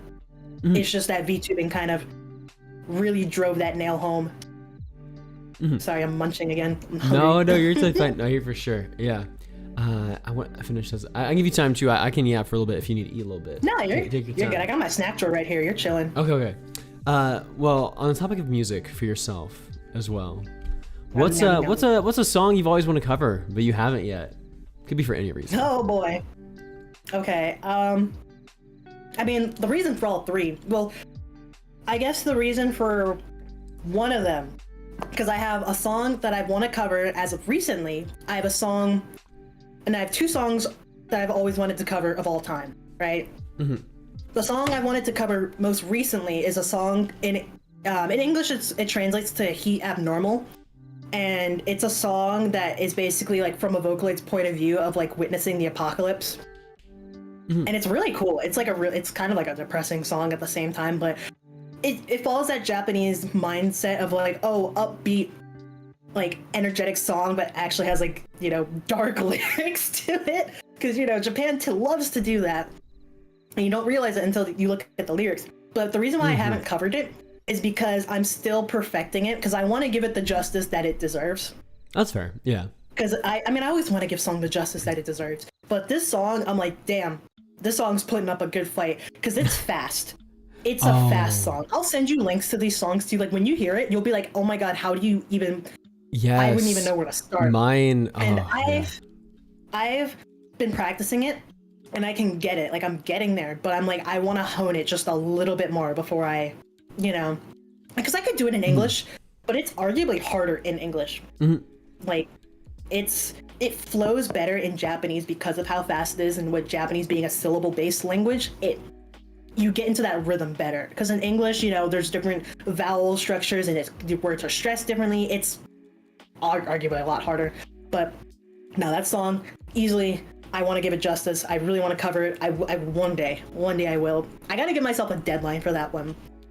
And then the other one that I want to cover for all time, it's easily one of my favorites. It's called Meteor. It's another Vocaloid song.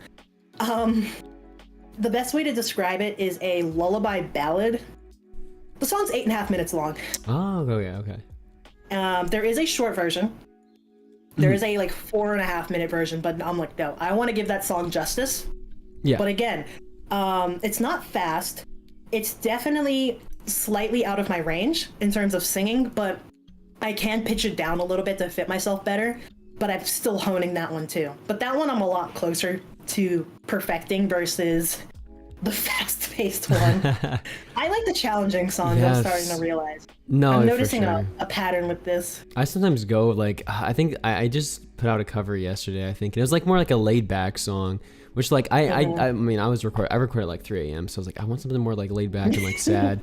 But like I do like going for the like the harder ones. I mean, this one isn't really, in terms of pitch, it's not too high.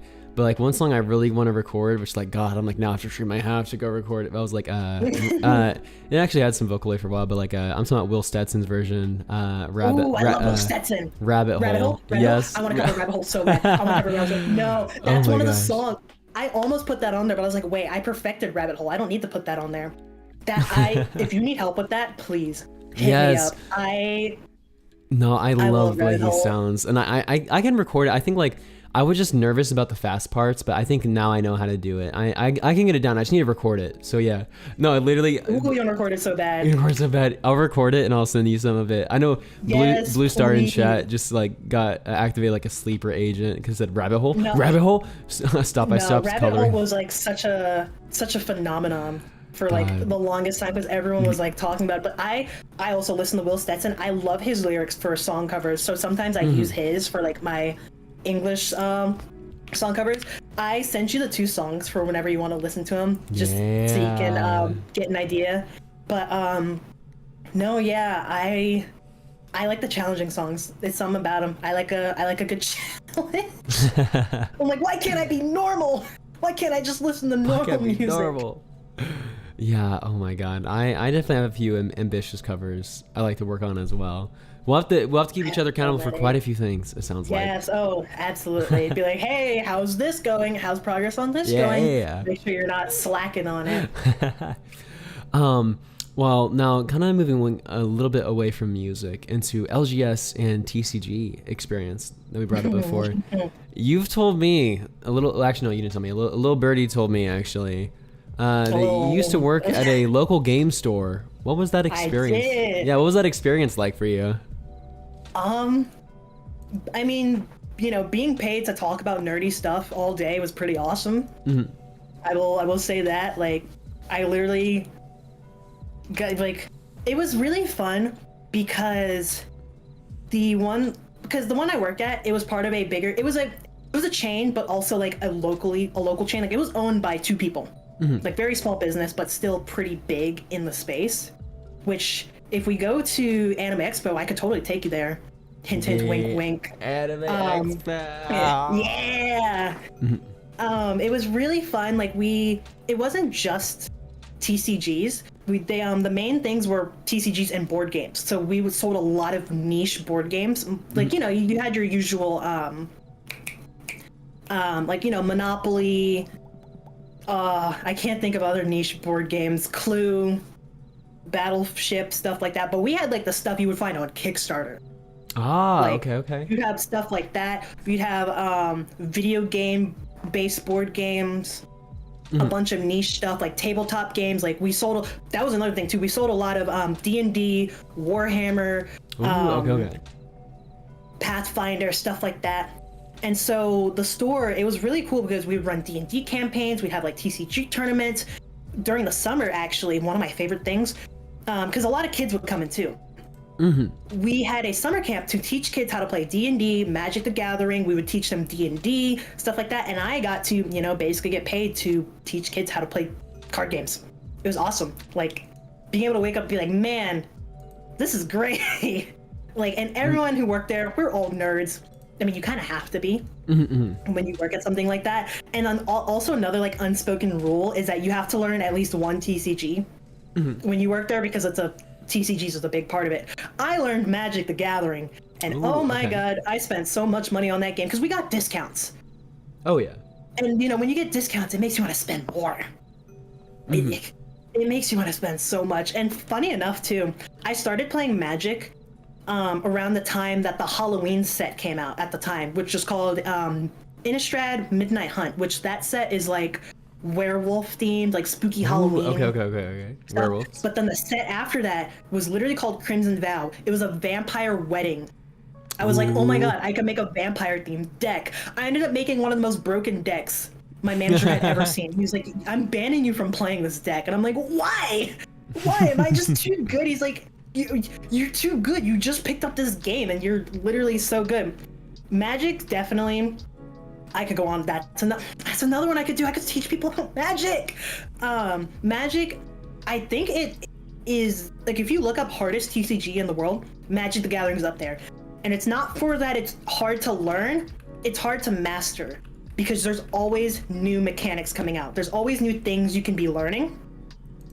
And it's ever changing. Like, it's always, you never stop learning how to play. You can know how to play, but then get hit with the card out of nowhere. It's like, oh my god, what is this? And that's what I love about it, because there's always new things to it. And they're always doing collabs with a bunch of stuff. Like, they literally just did an Avatar The Last Airbender collab, and I'm so excited for it. They also did a Hatsune Miku collab, multiple of them. And they did I know, I love it. Yeah, but my favorite part of working there was definitely, as much as cliche it is to say, the friends I made along the way. The friends you made along the way. Because you get a lot of regulars. You get a lot of regulars who come in, they become like friends of the store. It's all like, we're all one big family. We have the tournaments, we have a bunch of regulars who come in. It's a good time. Literally, like, I've had tournaments go, because, we have a weekly schedule. It's like, oh, on this day we do this tournament, on this day we do another tournament, yada, yada, yada. Wednesdays was Magic the Gathering. It was Wednesdays and Fridays, actually, because Magic was pretty popular at the store. But as long as a member of staff, because it was in a mall, and as long as a member of staff is there, we don't have to be on the clock, because a lot of times we clock out and then, like, play in the tournaments. As long as a member of staff was there, we could stay for as long as we wanted. Me and my coworker have stayed until 3 a.m. Dang. With, okay. with like friends sitting in there playing Magic the Gathering. It's great. We'll go and get like canes and then come back, and just because we have keys in the store. It was great. It's honestly like a core memory. Oh my gosh. I absolutely love it. We need to we need to get some games going. If we go to cons, get some games going. We do. God, that's right. I know Anime Expo has like their tabletop section. I've sat and played Magic with friends there too. Like, we decompress, getting away from the crowds, because in the exhibition hall they have like all the TCG stuff, which I did get to try out a lot of demos for different TCGs while I was there. Not last year, but I was there last year. What am I saying? I couldn't remember what year I went to Anime Expo. But definitely, I made a lot of memories working there. One of the best memories I made was literally like learning how to play Magic, because they threw me in the deep end. Because that's the best way to learn when it comes to Magic. They gave me a complicated deck and walked me through it. Like, because Magic the Gathering, if you don't know, a game can run for like 6 hours if you want it to. A game can run for 6 minutes if you want it to. It really just depends on how everyone's feeling. Because there's been times where I'm sitting there where I'm like, I could end this game right now and kill everyone. But I'm not going to, because I want to have fun. But the tabletop section always smells though. Thankfully, the people who came to my store did not smell. They were clean. I did spend a lot of money though, because we had a lot of engineers. We had a lot of people who worked in defense. They had money. I've checked people out at the registry who will drop multiple thousands of dollars on Magic, and I'm like, holy shit. Like, to be fair, Magic can get expensive. And one time I remember there was a set that came out. There's a set that they do every year, and that's like the premium set. This guy would come in and buy a couple packs every day. mind you, each pack of like 10 cards would cost you like $50 from this set. How much? And 50, 50. 50. There's worse. But these cards were all high value. Like you would get, there's a better chance of getting higher value cards, highly sought out of cards. And sometimes like, because we keep the cards behind the register so that people can't just pick them up and stuff. And so after they buy them, we let them pick. And then sometimes they'd be like, you know what? I want you to pick. And I'm like, you don't want me to pick. I'm going to get you like really bad pulls. My gacha like is horrible. But this was like a regular who we all knew in the store. And he's like, nah, I want you to pick. I want you to pick one. And I picked it for him. And he didn't open them in the store. But he like came back the next day and he had a card in a sleeve. And I was like, huh. And he was like, I want you to have this. And he slid it across the counter face down. And I looked at it. I was like, you were giving me a $300 card, my guy. And he's like, I want you to have it. You pulled this card for me. And I was like, oh, that's so sweet. My God. What? I still have that card too. I love it so much. It was like it sucks how much like, especially with scalpers and stuff. Like how people traded them. Oh my God, especially with Pokemon. Don't even get me started on Pokemon. Thankfully, we didn't get any scalpers. Like my store, we did not get scalpers. We knew all of our community members very well, and we knew when there would be new people, and we could tell what their intentions were. Because we could limit how much people could buy too, obviously. Like we could use our best judgment and be like, hey, yo, you're not scalping this shit. But nah, it was definitely really nice, and getting able like seeing little kids getting into card games and stuff. It made me so happy. I love. Yes, I was big into Pokemon. I was big. I stopped like maybe a year ago. I got back into it after like a long time. Then I stopped roughly a year ago again. But it makes me want to get back into it because I loved pulling cards. There was this old set called it sounds like you know Pokemon a bit. You know this Evolving Skies. Oh, Evolving Skies was a fucking store favorite. Yes. It was so hard to keep that in stock because that was the not the Eevee set. There was some Eevees different one, but there were some Eevees in there, but that one everyone loved. Yeah, I remember I was at Walmart waiting for a restock, and there, of course, I mean, with it hasn't changed for the longest time now, but there's always going to be people waiting in line. And there's these 2 boxes that would each have 1 pack of Evolving Skies, and people were like, I don't think I'll get it because it only has 1 pack. But I was like, the pack itself pays for the box. I'm gonna go for it. I pulled one of the Evolution SIRs out of it, and it paid for like paid for everything, of course, and double. But like I didn't sell it because like I love the Evolutions. Those are my favorite. I still have like I need to sell a lot of my collection off because I have some cards like I just don't really have any like connection with. My main thing is like I want to sell I want to keep the cards that like have like sentimental value to me. Yeah. And like just sell the ones I don't.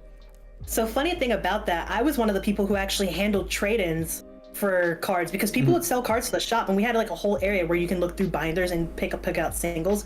So if you need help finding out the market values for stuff, I got you. Because I would handle English and Japanese cards for both Pokemon and Magic because no one else in the store could read Japanese, and I'd be like, I can help. But no, yeah, I like keeping the cards with sentimental value, but it was definitely good.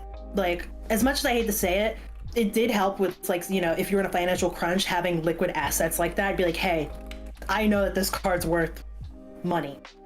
I know if I sell this card, I can get like $200 right now. Like, I don't like thinking about them like in that sense, but it was definitely good to have in a pinch like that.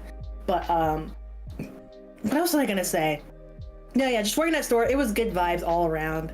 I loved it. I love seeing all the little kids coming in, like getting into Pokemon, and then like the parents would be like, yeah, I used to play Pokemon back in the day, back with like, you know, the 151, and I'm like, oh God, you're making me feel old now saying that, because, you know, I mean, I think, because I mainly grew up with like, you know, the original, you know, back in my day, there was just back in the original, and now they're out now, like, you know, with Legends ZA coming out, I think we're over like 1,000 now. I don't know how many megas I added in the new Pokemon game, but it's crazy. It's crazy. I miss Gen 5. I just want a Gen 5 remake. That's all I want. Is that too much to ask for? Literally, Gen 5 is my favorite, black and white. It's my favorite too! Yes! Oh my God! Dude. No, Gen 5, that's where I had like my Pokemon awakening. I literally was like, oh my God, this is like... Now, did you go after Zekrom or Reshiram? Okay, so funny thing. I wanted Reshiram, but I didn't know they switched it, so I asked to get Pokemon Black. Oh yeah, thinking yeah. No. You got Pokemon White. No, my bad. I switched it. I got Pokemon White thinking I get Reshiram, and I'm like, why is Zekrom on the box? So then, because I got my pre-orders through Best Buy, so like, after school we went on over to Best Buy, and I was like, why is Zekrom on the box? It was like, that the meme that's going around right now is like, Robert, this this I rock. don't like this rock. It's pissing me off. That's how I felt. And I was like, I gotta play it now. So then when Black 2, White 2 came out, I was like, I want White 2. My mom's like, are you sure? You didn't seem too happy when you got Pokemon White. And I was like, trust me, this time it's on there. It's on there this time. Oh wait, they swapped it back? Gen 5. Yeah, because it was White Kyurem on White and then Black Kyurem on Black. Okay. But yeah, man, like I want a Gen 5 because back when they did the Scarlet Violet DLC for the Blueberry Academy, they hyped up Gen 5 so much, and I was like, oh my god, we're getting it. We're getting our Gen 5 remakes. And then they're like, oh, you're just going to the Unova region. And it's like, you're technically there, but not really. And I'm like, oh my god, you motherfuckers.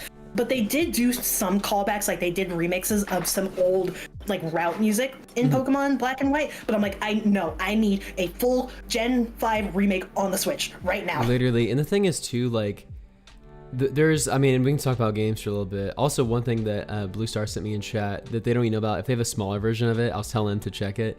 They have an Umbreon and Darkrai Tag Team GX card.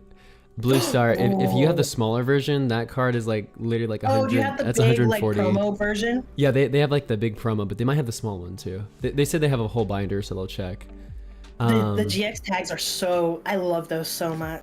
Yeah, freaking one game I've loved, but I also now hate because of the fact that Nintendo has tried to make it the blueprint for almost every single game, and it's just kind of annoying. I don't feel like every game has to be open world and free roam. Breath of the Wild, such a good game, yeah. but I mean, Mario Odyssey, new Donkey Kong, They didn't. Pokemon's all open They're world. trying and to like, go the open world route. I'm like, bro, no. like, just do, like, honestly, if they would remake Black and White with like just revamp, like, it was so cool. Black and White still had like the pixel sprites, but it also had like 3D aspects to it. Like, if they would just revamp it and like, don't make it, you don't have to make it free roam, you don't make it, well, free, I don't know, they don't have to make it like open world and everything, like where it's like, they don't have to make it non-linear. Yeah, it can be linear. The like, pixelated style of Gen 4 and Gen 5 with the semi 3D like isometric aspect, they were ahead of their time on that. Yes, it was and so then good. They threw it all away for Black and, this is my thing too, because you have not Black and White, you have X and Y, you have Omega Ruby, Alpha Sapphire, you have Sun and Moon, you have Scarlet Violet, and then Legends EA. They were playing around so much, experimenting with different 3D styles because they were trying to figure out what worked the best. When they already had a good pixelated style going, you don't need to, like, that frustrated me so much, seeing how much the style would change between games. Like, honestly, I keep saying Black and White. Chibi style, I feel like they perfected it with that. They could have stuck with that. It was fine. I forgot about Sword and Shield. Like, that one was good too, but I just feel like they're trying too hard and it's like overloading, the console that it's on. Oh yeah, for sure. Because, they're always going to complain like, oh, like, graphic, it could, it's not running at a buttery 120 FPS. And it's like, I don't know. I feel like they did good with the pixelated style. They should have kept it, but that's just me. And I'm also biased because I like Gen 5. Oh no, same here. If they could, honestly, if they could like up the graphics a little bit, but still do like the pixelated somehow, like that'd be so freaking, it'd be so cool. How did you feel about Brilliant Diamond, Shining Pearl? Brilliant Diamond, I honestly, I like never really art kept up style. to date with that one. I have to check it again. How did you, what were your reactions? I mean, one game I feel like, yeah. Okay, you go. I didn't really I seen it, I played it a little bit, but I was like, I could just play like Platinum. Exactly, yeah. Man, like sometimes I don't know. Nintendo tries too hard with stuff. Like, I don't know, maybe it looked good, but like whenever I look at this game, I feel like I always kind of get overwhelmed and like on my eyes. It was Legend of Zelda Link's Awakening, the remake for the Switch. It was like they made it like how realistic. They kept the same art style kind of, but like they also made it like very realistic. And I don't know why, part of it like kind of threw me off a little bit. It's like not like what I'm used to when I played like A Link Between Worlds on the 3DS. Yeah. Oh my God, Link Between Worlds was so good. Majora's Mask and oh my God. I think just they were just trying to do too much with it. Yeah. I think that's what it is. Like, just give us a remaster. That's all we want. Like, not like, completely revamped I mean, I guess it is the same thing. Just, make little tweaks to make it better, but don't make a whole new game out of it. I agree. Yeah, they put me on the dev team, Nintendo. It's like they try innovating too much and doing something new when they could just like make a few tweaks. Sometimes less is more. Yeah, exactly. They do too much. They do too much, and they need to just follow that. Less is more. And then, when Genshin came out after Breath of the Wild, they were like, oh my god, Genshin is a Breath of the Wild clone. It's like, oh, so you're not allowed to have an open world RPG with, real-time combat? Is that not allowed now? Like, what? I don't know. Like, that especially frustrated me because it was when everyone and their mom was playing Breath of the Wild. Oh, yeah, for sure. I was just like, do you think you're not, like, game companies are just not allowed to, have an identity? And then I'm not going to go into it, but oh my god, the Power World situation with Nintendo. Oh, yeah, that's, bro. That is, I have some choice words for Nintendo on that one. Oh, no, I hear you on that, too. I feel you. Probably the same, yeah. No, probably the same. And then with Honkai Nexus Anima, which is like the new Pal World style game, I'm like, I dare Nintendo to try and fight that. They have the money. You know how much those Genshin and Zenless banners make every patch? They can fight that. They can, dude. They got. Tamara Fontaine might go. Don't get me started on Genshin. Bro, I love Genshin. Gacha games can be scary. They're a trap sometimes, man. I haven't really played any gacha games since I played Dragon Ball Legends on my phone. I spent money on that though to get the character that I wanted. I want Super Saiyan 4 Gogeta, and I spent like $300 to get. Jesus. I'm glad. Okay, so in all my years of playing Genshin, because I'm a day one player, I have spent maybe $400, and I have not spent money on Genshin in over a year. Like I wasn't a whale. Because they're like whales who spend. I know a friend who saved up like $500 for the new character in Genshin, Flynn's right now, because that is like his character. That is like I need that character. I need everything about him.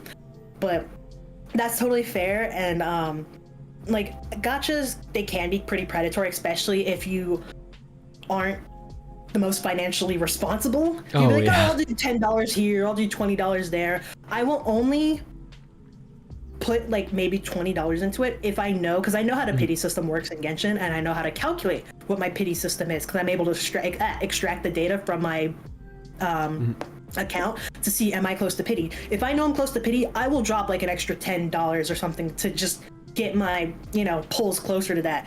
Dude, I spent $40 on Nervalette, my new account in the most recent rerun. So funny thing about Nervalette, it was right after, it was his first rerun. I'm so sorry for this tangent. No, it was his first rerun right before Mavuika came out. I think I had guaranteed, it was either 50-50 or guaranteed, I don't know. But I was saving up for Mavuika because I was trying to collect all the Archons. I don't have Mavuika, but I now have a C1 Nervalette because I was like, oh, let me do a pull. It'll be so funny if it was like, if I, because I was like, oh, if I'm at 50-50, I'll just, I'll be guaranteed for the next one. I pull a C1 Nervalette, which is arguably one of the best constellations in the game, and I haven't built him yet. And every time my friends look at my account, they're like, what are you doing? You have one of the best DPSs in the game. And I'm like, tee. I'm a little silly. I just need more time. I don't have enough time in the day because I want to do more Genshin stuff. And my chat wants me to too, because they're like, you could do Genshin lore streams, and I'm like, I know, but that requires so much research because there's so much lore. It's kind of insane. One day, I don't know, maybe you can hold me accountable on it. Be like, hey, have you done that thing that you're supposed to do? Let's do it. Oh yeah, I haven't. That's what we could do. Like, low-key, I've been wanting, I think I messaged Jay actually about this, like getting a group together for like people. I just wanted to keep each other accountable for goals. I'm so down for that. Let's actually do it. Like, we could like make like, we could like get like a group chat going. Like, we'll say like what our goals are, and then like have like maybe a bit of like an action plan for like each week, like what we'll do. Hold each other accountable. Yeah. Oh, I love it. I'm so down. With TCG, do you have any stories like from your store? Like, did you ever run tournaments before? Any stories? Oh, yeah. Do you have any stories? I mean, I would run the tournaments because I worked nights, and the tournaments would happen in the afternoons and evenings. So I would run a lot of the tournaments. I mean, it's not really a story specifically like about any tournament, but one day, because of like some scheduling stuff, and like I think I forgot what had happened that day, but one of my coworkers couldn't run the tournaments alongside me because there was a day where multiple releases overlapped with each other. Because you know they love to release stuff on Fridays, but one was a pre-release and then one like a couple were normal ones. But I had to run 4 tournaments at the same time. 4. Dang, 4. And holy. yeah, oh my god, I literally like it was, and I don't know how I did it. I mean, I most definitely have ADHD, otherwise I would not have been able to keep up with it, because I was doing that while also circling the floor of the store and like helping out customers at the same time. Because how the store worked, because we had multiple registers and then you have people on the floor like helping out customers and stuff. But I was like, you know, helping out customers and running the tournaments, because like we have all the brackets and stuff, all the tournament stuff on the work laptop. So I've been going back and forth between tabs, remembering like each rule, like different rules for each like TCG at the same time. And I also had to be, you know, you have to be the judge for the TCGs. So if like something, I'd have to basically, they'd be like, okay, how does this like stack resolve in terms of like if I play this and this person play this, and I'd be like, okay, it would be this and then this and then that. I literally, after those tournaments, I went to the back of the like store in like the little back room and laid on the floor and just stared at the ceiling for like 30 minutes. I was like, nobody perceive me, please. Don't perceive me. I just need to like, I think I like fell asleep with my eyes open at that point. I was like, my social battery is like in the negative right now, because there was a lot of people. Because it was Pokemon, Magic, One Piece, and Lorcana. Oh my god. Oh, Lorcana. And I will say, Lorcana fans are a little weird. Like, oh, really? It's Disney adults. Oh, yeah, that makes sense. It's Disney adults. So I'm just like, and I don't want to say Lorcana's like gameplay is weird, but it's weird because, you know, it's Disney. You can't have any violence. So it's like in, you know, in Disney stuff. It's weird. I can never like, I understand it from a, you know, like someone who runs a tournament, but playing it, I tried to learn Lorcana. I'm like, I can't get into this. That's fair. I to each their own, and it was all the Disney adults. That was like their thing, and I'm like, they can have their thing. I'll stick with my Magic the Gathering, please. Yeah. Have your I've never been able to get into it. I mean, I remember going to stores for Pokemon restocks, and Lorcana would just be like sitting, gaining dust on the shelves. It's like they try to do it. Pretty popular in my store. Oh, was that? But like, it was pretty popular. Yeah, it was okay. From like, in rating of most to least popular, Magic the Gathering was #1, followed by Pokemon, then Yu-Gi-Oh. One Piece was getting pretty popular too while I worked there. Oh my god, we could never keep One Piece in stock. One Piece was going insane.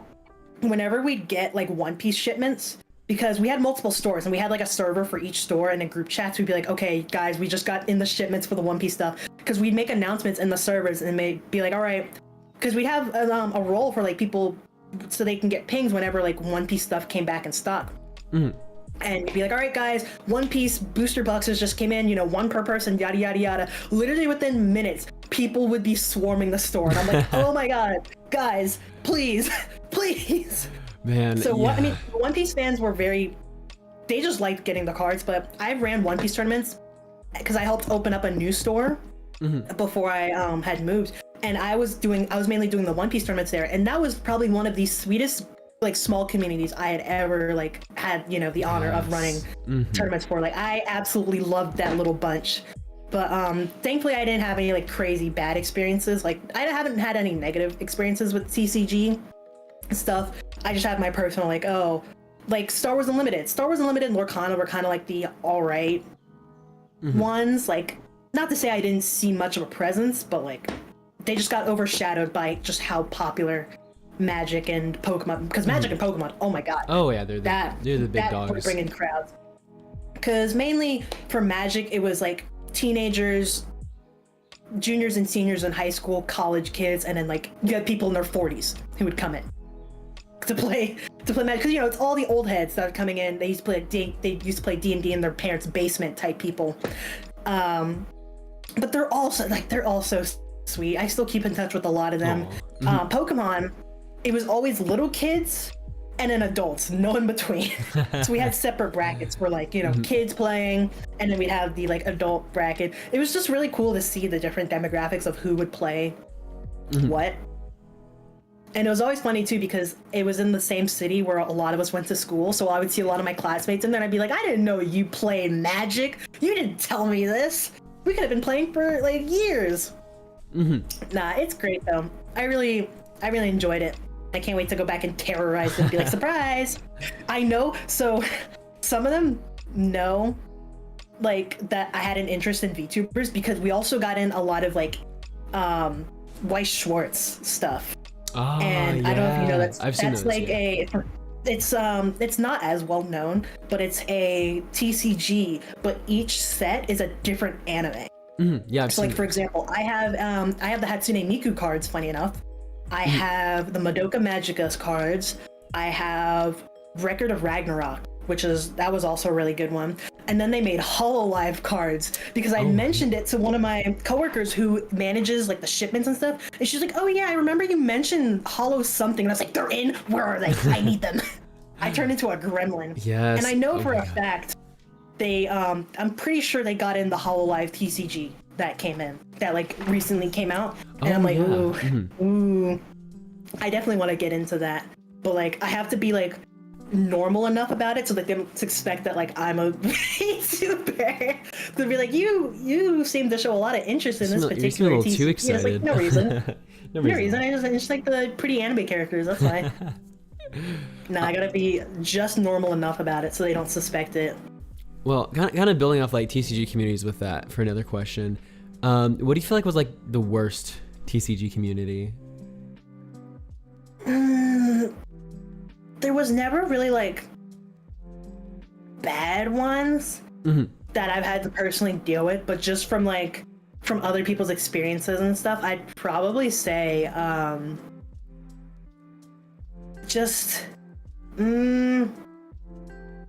it'd probably be a tie between like One Piece and Lorcana, because some of them can be kind of nasty. They can be little bullies at times. And thankfully I wasn't in either of those communities, like I was just an observer. Yu-Gi-Oh! Had a couple individuals, but those were like from like coworkers' personal like gripes. It wasn't like I don't like them because they play this game and they associate with this kind of stuff. But probably Lorcana and a bit of One Piece. Lorcana they just rubbed me the wrong way type thing, and One Piece and just like you guys be nice to each other, because they were they weren't scalping, but they were just like they wanted to get those booster boxes and they do anything they can to get them. Bro, I've had to go against scalpers at stores before. Oh my goodness. There was literally I get all my cards at my job, so I didn't have to worry about that. That's so nice. I wish. Oh, I've heard horror stories. I was at a restock, and one time they got too much before, but there were these like other like also like college kids behind me. I say kids, but like I guess I'm a kid too. I don't know. They were around students. your age. And they were behind me, and they did the whole thing with there's some app where you can like do streams to sell cards. I've never heard of that. There's something I forgot the name of it. But they basically had a card. The app TCG Player where you sell the cards on like their storefront, but I've never heard of the app. Yeah, there's like a live streaming one where you can like sell stuff. God, I forget what it's called.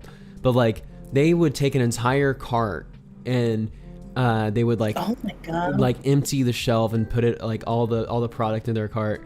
So like they did some Pokemon, but they mainly did like sports. So one time, since I was first in line, because they had to do it person by person, I knew what stuff they were going for. So I grabbed all of it with my friends and walked to the back of the store. And they're like, oh, they took everything. Because like I know something. I was like, okay, they're scalping it, they're reselling it. And so I just took it to the back of the store. And then once they left, I went back up front and put it back on the shelf. Oh my God. I've really done that for like kids too, because like the main part is like, yeah, it's like I would love to get as much Pokemon, especially with Prismatic Evolutions. I love that set. I loved it, but I hated it because the pull rate sucked ass. But like, I would literally, if I was first in line and I knew the people behind me were scalpers, I would grab the majority of it, and I would like, even like in this, like the Walmart security was actually fine with me doing this because they were also kind of against the scalpers. I would just like walk around and see if there's like kids with their family. I'd be like, you know, I know it's because even like families now know how hard it is to get Pokemon cards. So I was Yeah, like, that's I just took this crazy. off the shelf. Are you want to get some Pokemon cards for your kids? And they're like, oh my that god, was so yeah. nice. And so that was like my main thing. I would hit restocks and like make sure I grab some, like pass around Make like sure everyone families. gets cards, Yeah. not just the scalpers. That's really sweet. I want to start doing stuff like that. Yeah, no, that stuff. I It will was, not hesitate to throw hands with the scalper. bro, literally, bro. Some people wanted to fight. It was like, bro, it's not that. I was like, dude, it's just Literally just cardboard, my guy. it's just cardboard. People, and they would throw fits. And like, I had one scalper who like I would see his posts on Facebook Marketplace all the time, but he would like come up to me because he'd recognize me after a while hitting the restocks and be like, hey, is this any good? Is this any good? Is that a good set to buy? Because he's wanting to resell it. He's wanting to scalp it, and like I know he's like, Yeah, he's not playing the game or there's collecting no- it for the love of it. there's no prismatic evolutions today. Oh man, I guess I might just leave. I'm like, bro, I know what you are. You can't hide. I know what you are. Nah, I don't get people. Like, they see an easy way to make a quick buck and they're just like, ooh. Mhm. You know, screw anyone who actually enjoys playing the game or collecting the cards. Oh no, yeah, You know, it they is so don't rough. matter, right? Mm-hmm. I'm so glad I haven't had to deal with that. But if I ever, go to Walmart or something, I see that, I will, do my due diligence. Because Dude. every time I go to like Target or Walmart, they're gone. And they always have papers saying like Dude. limit so many per person. And I'm like, it's sad that it's gotten to that point. I'm gonna have to start hitting the Where they have restocks to- again so I can post on Unpacks channel. I gotta start doing that. Yeah, I'm getting back into TCG now. Because I want to do unboxing streams. Like, I want to unbox like ETBs and stuff. Mm-hmm. And man, all these ideas you keep giving me ideas for stuff because I want to get back into TCGs. I just have too many interests, too many niches. Oh no, there's so many to fulfill. Yeah. My niche is that I'm in a million niches. I'm a There we go. variety niche. I'm a variety niche. person. Variety niche. I mean, it could work. Now, I know going on to another category, because we kind of touched base on this earlier, and I'm excited about it because we like TCG, so I'm excited to talk about this too. Let's talk about tech and PC building. Oh. Yeah, how did you get into Ah. PC building? How'd you start? So initially, I had a like a Dell workstation computer, like a desktop. And I think it was like a Dell XPS. So they're like the beefy desktops. But I was like, I need more power, because this was back in high school, like pre-pandemic stuff. And one of my friends, him and his dad worked for like an engineering firm, and my friend, he had like he built computers, and I'd watched him one day like build a computer, and I was just like, okay. And then that night I was like, you know what? I think I want to try. I want to like try and take mine apart just for fun. And I'm like, there's a good chance I may well break my computer doing this. But we ball, right? And I'd realized like some of my parts, I was like, ooh, some of my parts are actually getting old. Let me see if I can replace some of these. And so I had started like looking into doing different parts and researching how I could upgrade and like get that stuff, better. Because I was doing art. Like, I was doing light gaming, like I played Minecraft and stuff, but I was mainly doing digital art at that time. And I wanted to build my PC for art and gaming, which at this point, I had no intention of becoming a VTuber.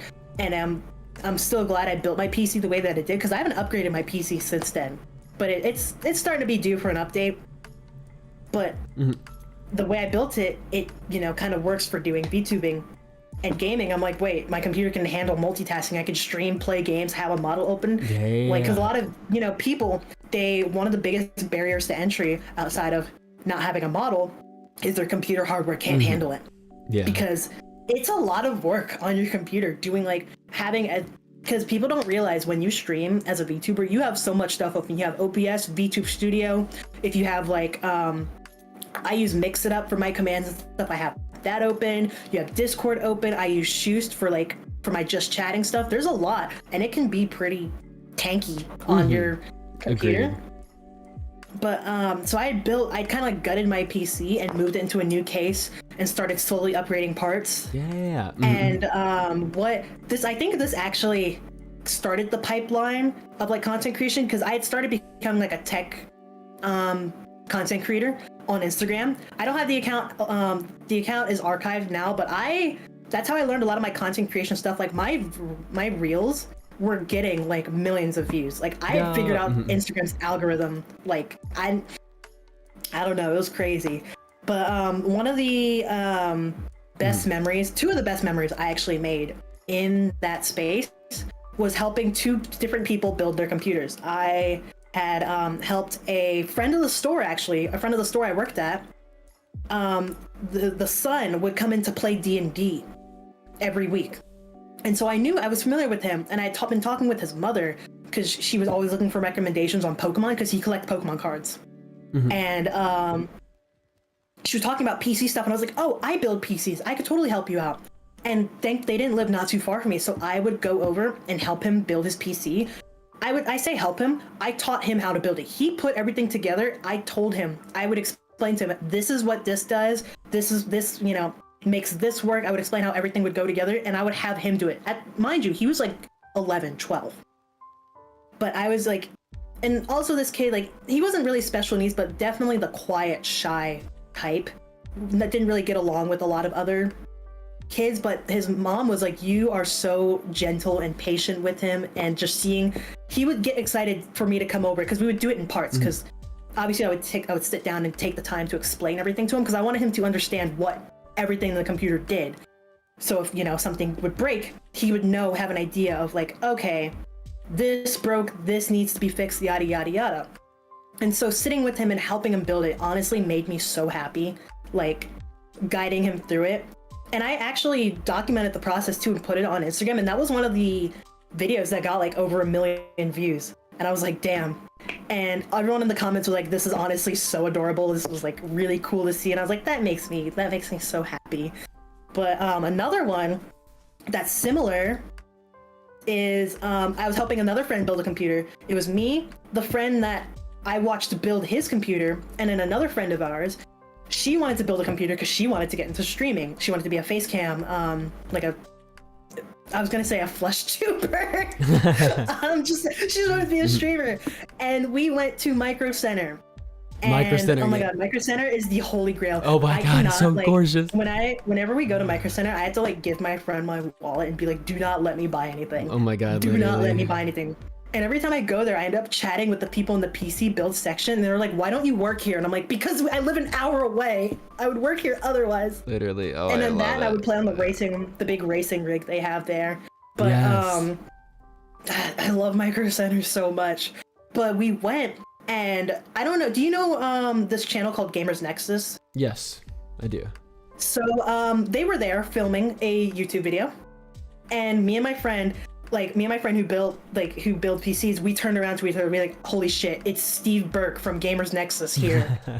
And our other friend didn't really understand the like impact of that, because I was like, Gamers Nexus was one of the first channels I started watching when I got into PC building, along with like Linus Tech Tips and stuff.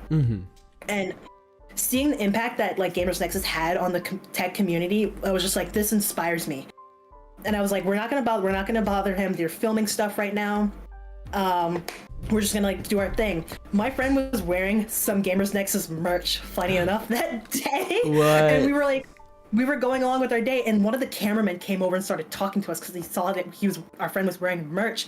And then like the rest of the crew came over, like, oh my god, they're talking to us. Oh my god, like I'm gonna die on the ground. And they were all super nice and super sweet. We literally just started chatting, and I didn't even realize like until afterwards that there was even a camera on us, and they were like, are you guys okay with being on film? We'd love to have you on our channel. Like, and I was like, oh no, I am good with that, as long as my friends are good with it too. But it was honestly it honestly felt like running into an old friend at the grocery store and just standing in the middle of the aisle just like talking to each other. That's so cool. What? I was telling Steve, I was like, hey, I'm building a computer for my friend. Like, this is her first time really getting into the tech stuff. I'm still pretty new to it myself, but like we want to help her out. And we were showing him the stuff that he got, and he's like, wow, you picked out like really good stuff. And I was like, oh my god, this got the Gamers Nexus seal of approval. And he was like, once you guys build it, like tag me on Twitter, I want to see how the build comes out. And he sent us like a bunch of Gamers Nexus swag too to put in her build. And I was like, this is honestly so cool. And a few weeks later, my friend messaged me on Discord. And he's like, "Dude, the YouTube video came out," and he left the entire conversation in there. And I was like, "No way, What? no way I'm in a YouTube video." Gamer Nexus. I won't say which video. I won't say which video it is, but if you guys end up finding it, yeah, that'll be funny. But seeing in the comment section, because I ended up going in the comments and be like, "Hey, I was that girl you talked to that one day. I was wearing this. I was in like this so and so hoodie, and I was like just giving a follow up."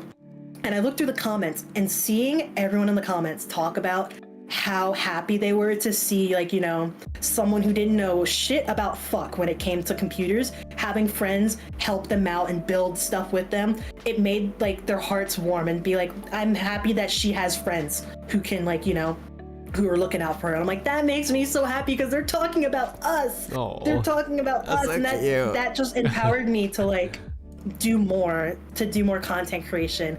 And I guess like that indirectly kind of impacted my pipeline to become a VTuber, whether I realized it or not. Because looking back on it in retrospect, I'm like, yeah, that definitely helped, because I wanted to be a figurehead that people could be like, I want to be like that. Like, I don't want people to idolize me, but I want to make a difference, you know? Oh no, for sure. I agree. Positive like, impact. I think back on that at least like once a week, and I'm like, man, seeing those people in the comments like just be happy for us makes me happy.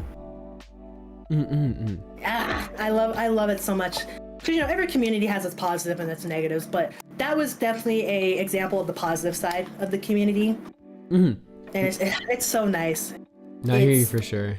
That's why we gotta lock in. We can have that impact. We gotta lock in. Yeah. We only only reason to lock in. You only get that impact if you lock in. So that's what we gotta do. Yeah, I gotta. Yeah, you're lock right. in. I gotta lock in.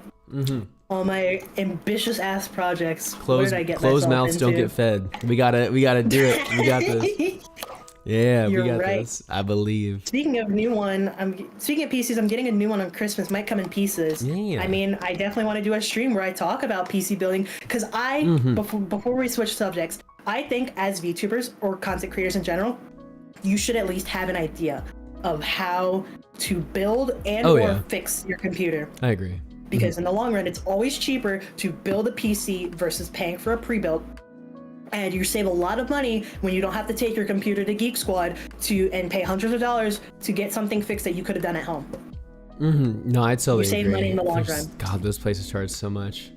They do, and thankfully I've never had to go there, and I've been able to fix all my issues on my own. Like, I'll have friends be like, "Oh my god, my computer keeps blue screening," and I'll be like, "All right, tell me what happened," and I'll be like, "Yep, I know how to fix it." And they're like, "How did you do that?" I'm like, "Oh, I just did research." Yeah. I don't know, I just did it. Finish says, hope it won't explode. You should be perfectly fine. I'd say you'd be fine. Just follow a tutorial on YouTube, or have one of your friends help you for sure. I think that always the part that I hate about building computers is sometimes like snapping in the RAM. Other than that, it's like the CPU, pulling down the lever thing for the CPU to push it in place. It always feels like you're gonna break it. I know, right? I'm so worried. I'm like, oh god, it's it's gonna break. break. As long as you did it properly, you'll be fine. A lot of people get scared about the CPU, the RAM, and the GPU, but I'm like, you have to put pressure for the GPU. I promise, it'll be fine. I pinky promise. Now, this next question in regard to your PC builds, have you had multiple, and if so, do you have a favorite build that you've made? I'm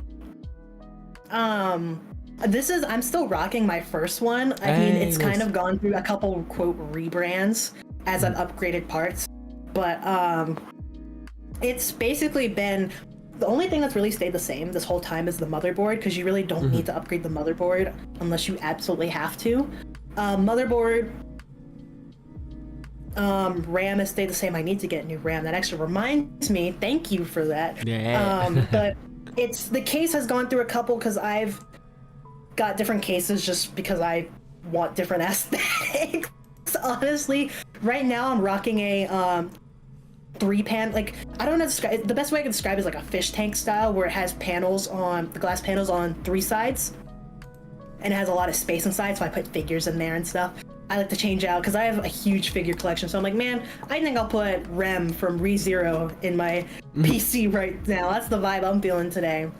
But I am eventually going to turn this PC into my dream PC build, which is going to be a Raiden Shogun themed PC because I love Raiden from Genshin Impact. She is my wife, the love of my life. I love her so much. Literally, my desk mat is Raiden themed. I even got a Raiden themed tattoo in honor of her, in honor of my wife. And funny enough, too, one of the friends I had made in the PC building sphere, she's a content creator from the UK, and she actually has a really good PC building guide. I will link it to you, so if anyone like wants to use it, because it definitely helped me build my PC, because we initially had matching PCs, like hers was pink, mine was purple, and then she made her other build, which was a custom liquid loop. The loop was a heart shape, and it is so pretty, like where the water goes in and stuff. It was so cute. And she helped me design my Raiden Shogun PC draft. So like I'm going to be eventually getting that made. Like we're gonna get a custom case made, custom screen printing. I'm gonna get the glass etched to have like her symbol on it. It's definitely gonna be amazing. And this girl has gone on to well, it never happened because the whole Doki Bird thing, but she was the person that was supposed to design the Doki Bird charity PC. Actually, back when that whole thing was happening, yeah, because this was before she knew I was a VTuber. She was like, I was supposed to do this, and I'm like, so that was you. Obviously she couldn't talk about it at the time because of NDA, but then she did, and I was like, oh my god. And I was like, you know what, I can tell her I'm a VTuber, she's cool, she can hang. But no, one day that will happen. I will make the Raiden PC, because that's gonna be like my endgame PC. Like I won't need to touch it ever again. It's gonna be specced out like crazy. It's gonna be good, and every day I work towards that.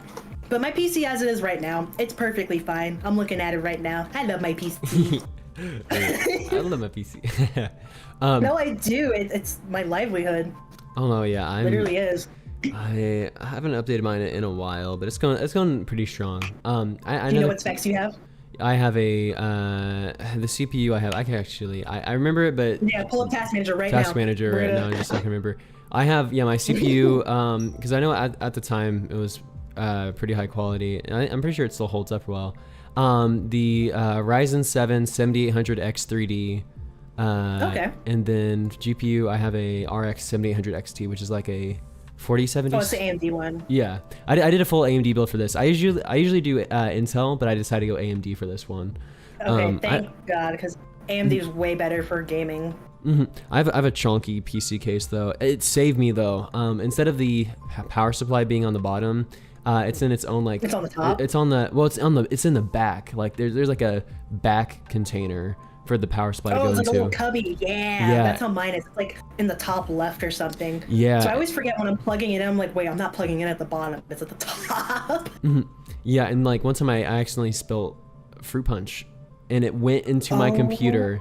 But because of the fact that my power supply is in the back and not on the bottom, it only got the bottom of the inside of the case wet, and so I was able to clean it. That is a lifesaver. That is insane. Now I don't keep any drinks on my desk, or at least far on the complete opposite side. I have a little like cup holder that sits off of my desk, like it clamps onto it, but like so I can keep like drinks on my desk, but like not anywhere near where it could spill onto like my keyboard on my PC. Oh, for sure. But I would like die. My soul would leave my body if that happened. Like it's over for me. I want to double check on this too, just because I'm pretty sure I had the answer right. For your design, they were all favorite colors, right? I just had a question from Grace asking if your favorite color was purple, because purple is 100% pretty, is what they were asking. I wonder if purple's my favorite color. It is. I love purple. I love purple so much. I love purple. Oh yeah, for the rest of PC specs, I have a 32 gigabyte 6000 megahertz RAM. Is what I do. Okay, we have pretty similar specs then. Yeah. Because I have the Ryzen 7 5800X. I have a 3070 Ti and 32 gigs of DDR4, which I definitely want to get DDR5 at some point, as well as AM5. But then that would require me to upgrade my motherboard, and I'm like, So I'm waiting. I'm holding out. But my GPU probably needs an update at some point, because 8 gigs of VRAM is not cutting it anymore. You need 12 at the very least. And the 40 series GPUs definitely, come with. That's why that's why I went with the Yeah. 7800 XT, because that went up to 16 gigabytes if I wanted to do like VR chat and stuff. Well, the thing too is that I got my GPU during the height of the crypto mining thing. So finding GPUs for a good price. I got my GPU through my friend who works at the engineering firm for $500, which was market price. Yeah. Even nowadays, I can go on Amazon right now and try and find my exact GPU, 3070 Ti. It will still be. I cannot find it for that price anymore. It's insane. Yeah, on Amazon right now, it is $800. Oh my $795 for this GPU. I paid $500 for. Yeah, I had my cousin upgraded his PC and sold it to me for really cheap, which I was excited for. I have it in my closet right now, which I need to sell it so I'm not just holding on to it. That's money, yeah. I have a Y4070 in my closet right now, in box, and he sold it to me for like, I mean, how much? 200 or 300 is what I bought it for. Oh my god. Oh my god. Yeah, because whatever you do, like, little pro tip, do not get any 50 series cards right now. Get a 40. Yeah. It's not worth it. Do not get a 50, 80. Literally, you are paying extra for nothing as it stands right now. But like, you're just sitting on a 4070. That's insane. I know. Yeah, I need to sell it because it's like my current graphics card. I think it's you can get good money for that.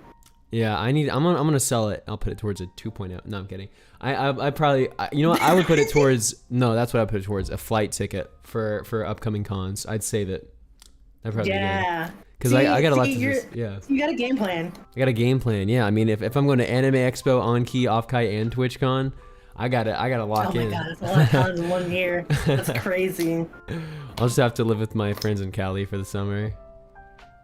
I mean, if you're gonna be out there for Off-Kai and Anime Expo, you might as well stay out there for like the couple weeks in between, because like. Yeah, I might look at you can get like a job for a month. Get a job for a month. Yeah, that could work. Just be out there. Yeah, find something seasonal maybe. I don't know if there even would be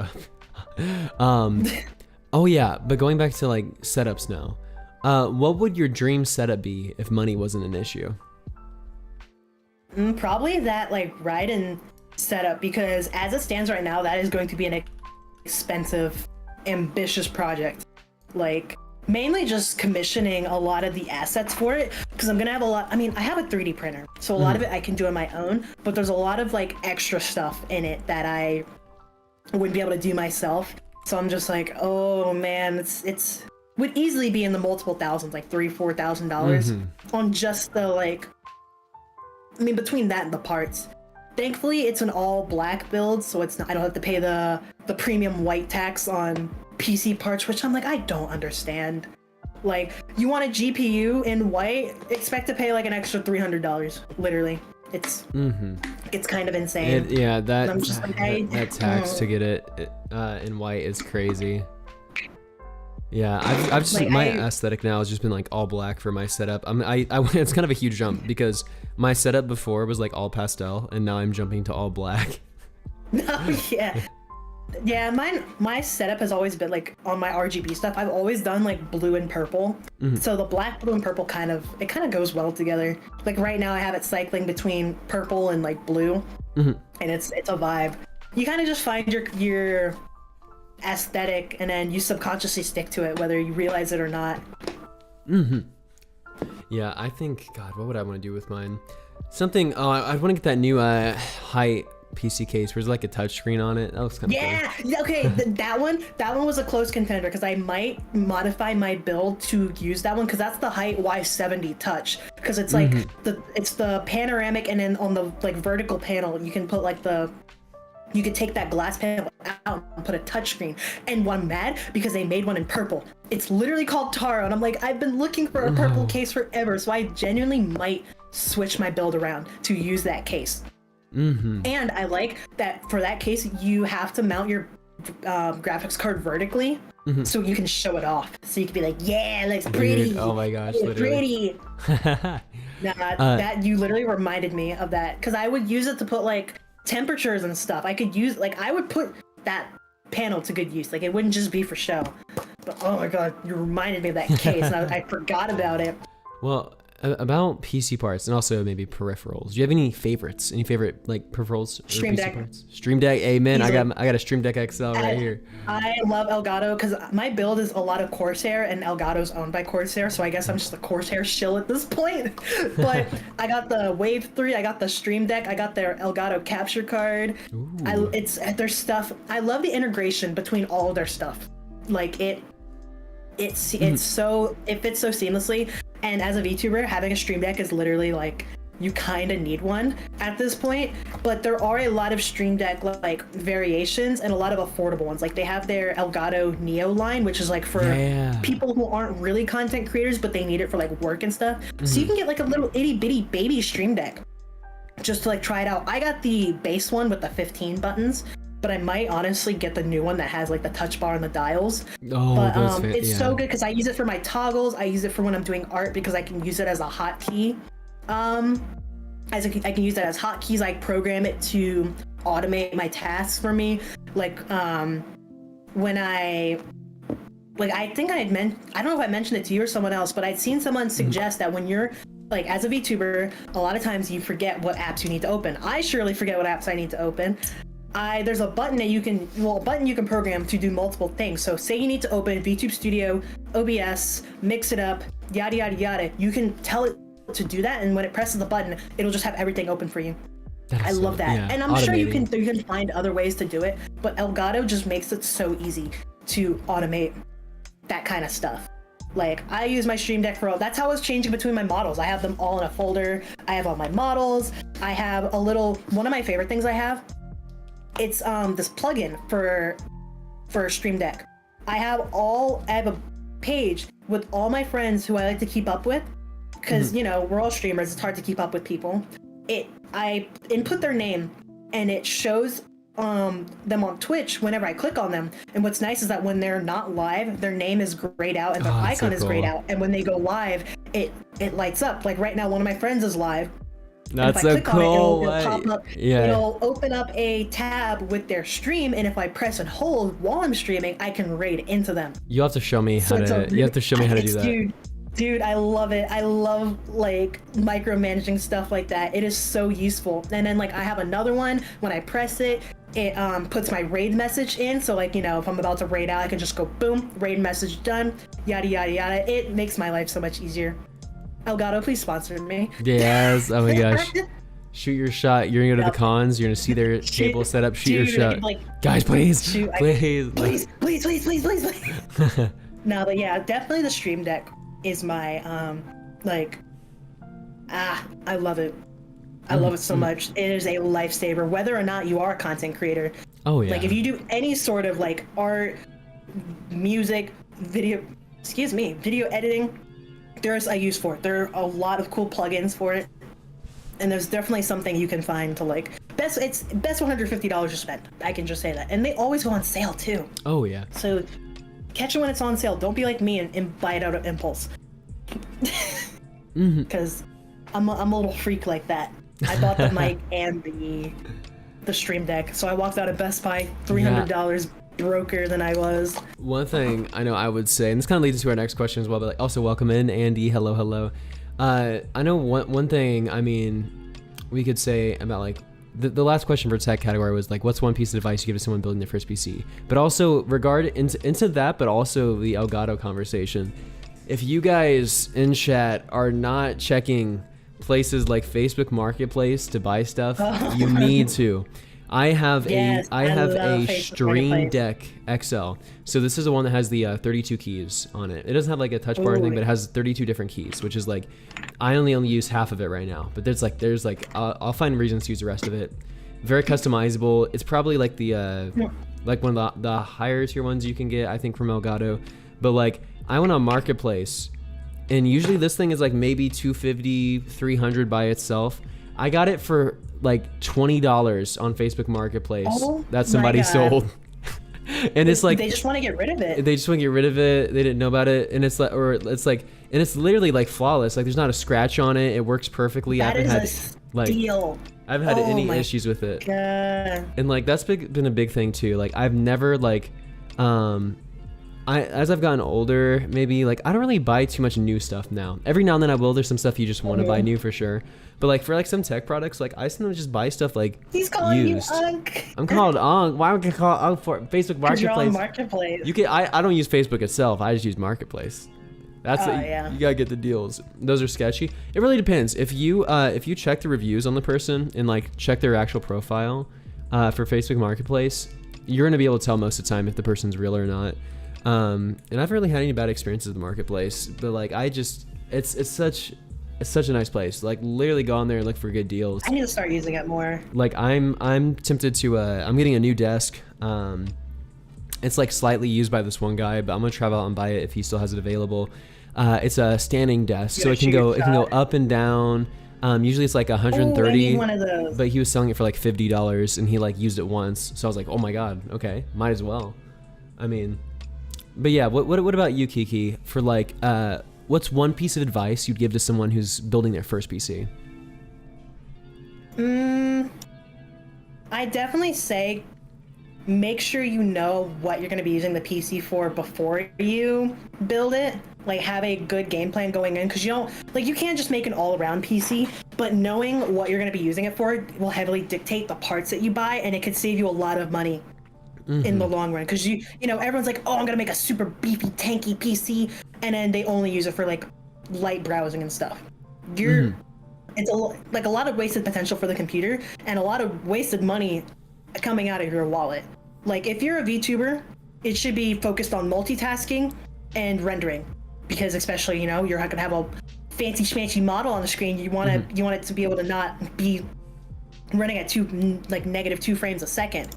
I was lucky in that like I built mine for gaming and art and like slight video editing, because I used to do some After Effects. I don't know editing for shit, but I know a bit of After Effects, and if you know anything about After Effects, is that it eats up your RAM like insane.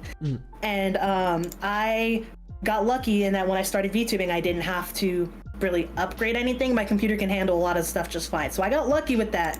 But from my own experience, please go in at least with a game plan of knowing what you're going to be using it for. Because if you're going to be investing in something as costly as a PC, you don't want to skimp out. You don't want to skimp out, and you don't want to overkill. Like, because there's a difference between future-proofing and overkill. Because you can always prepare for the future, so you don't have to upgrade it as often. But sometimes you're like, okay, you're doing too much. But that is my 2 cents on that. That's very true. Very fair. Very fair. I think. Wait. We have 2 more categories on here too, I believe. I can do some rapid fire if we want to. We'll see how we feel. How we feel. Why not? Feel. God, I hate English. One of our last categories is VTubing community and advice. And while you answer this first one, I want to go see if I have a dessert next to me so I can eat something sweet.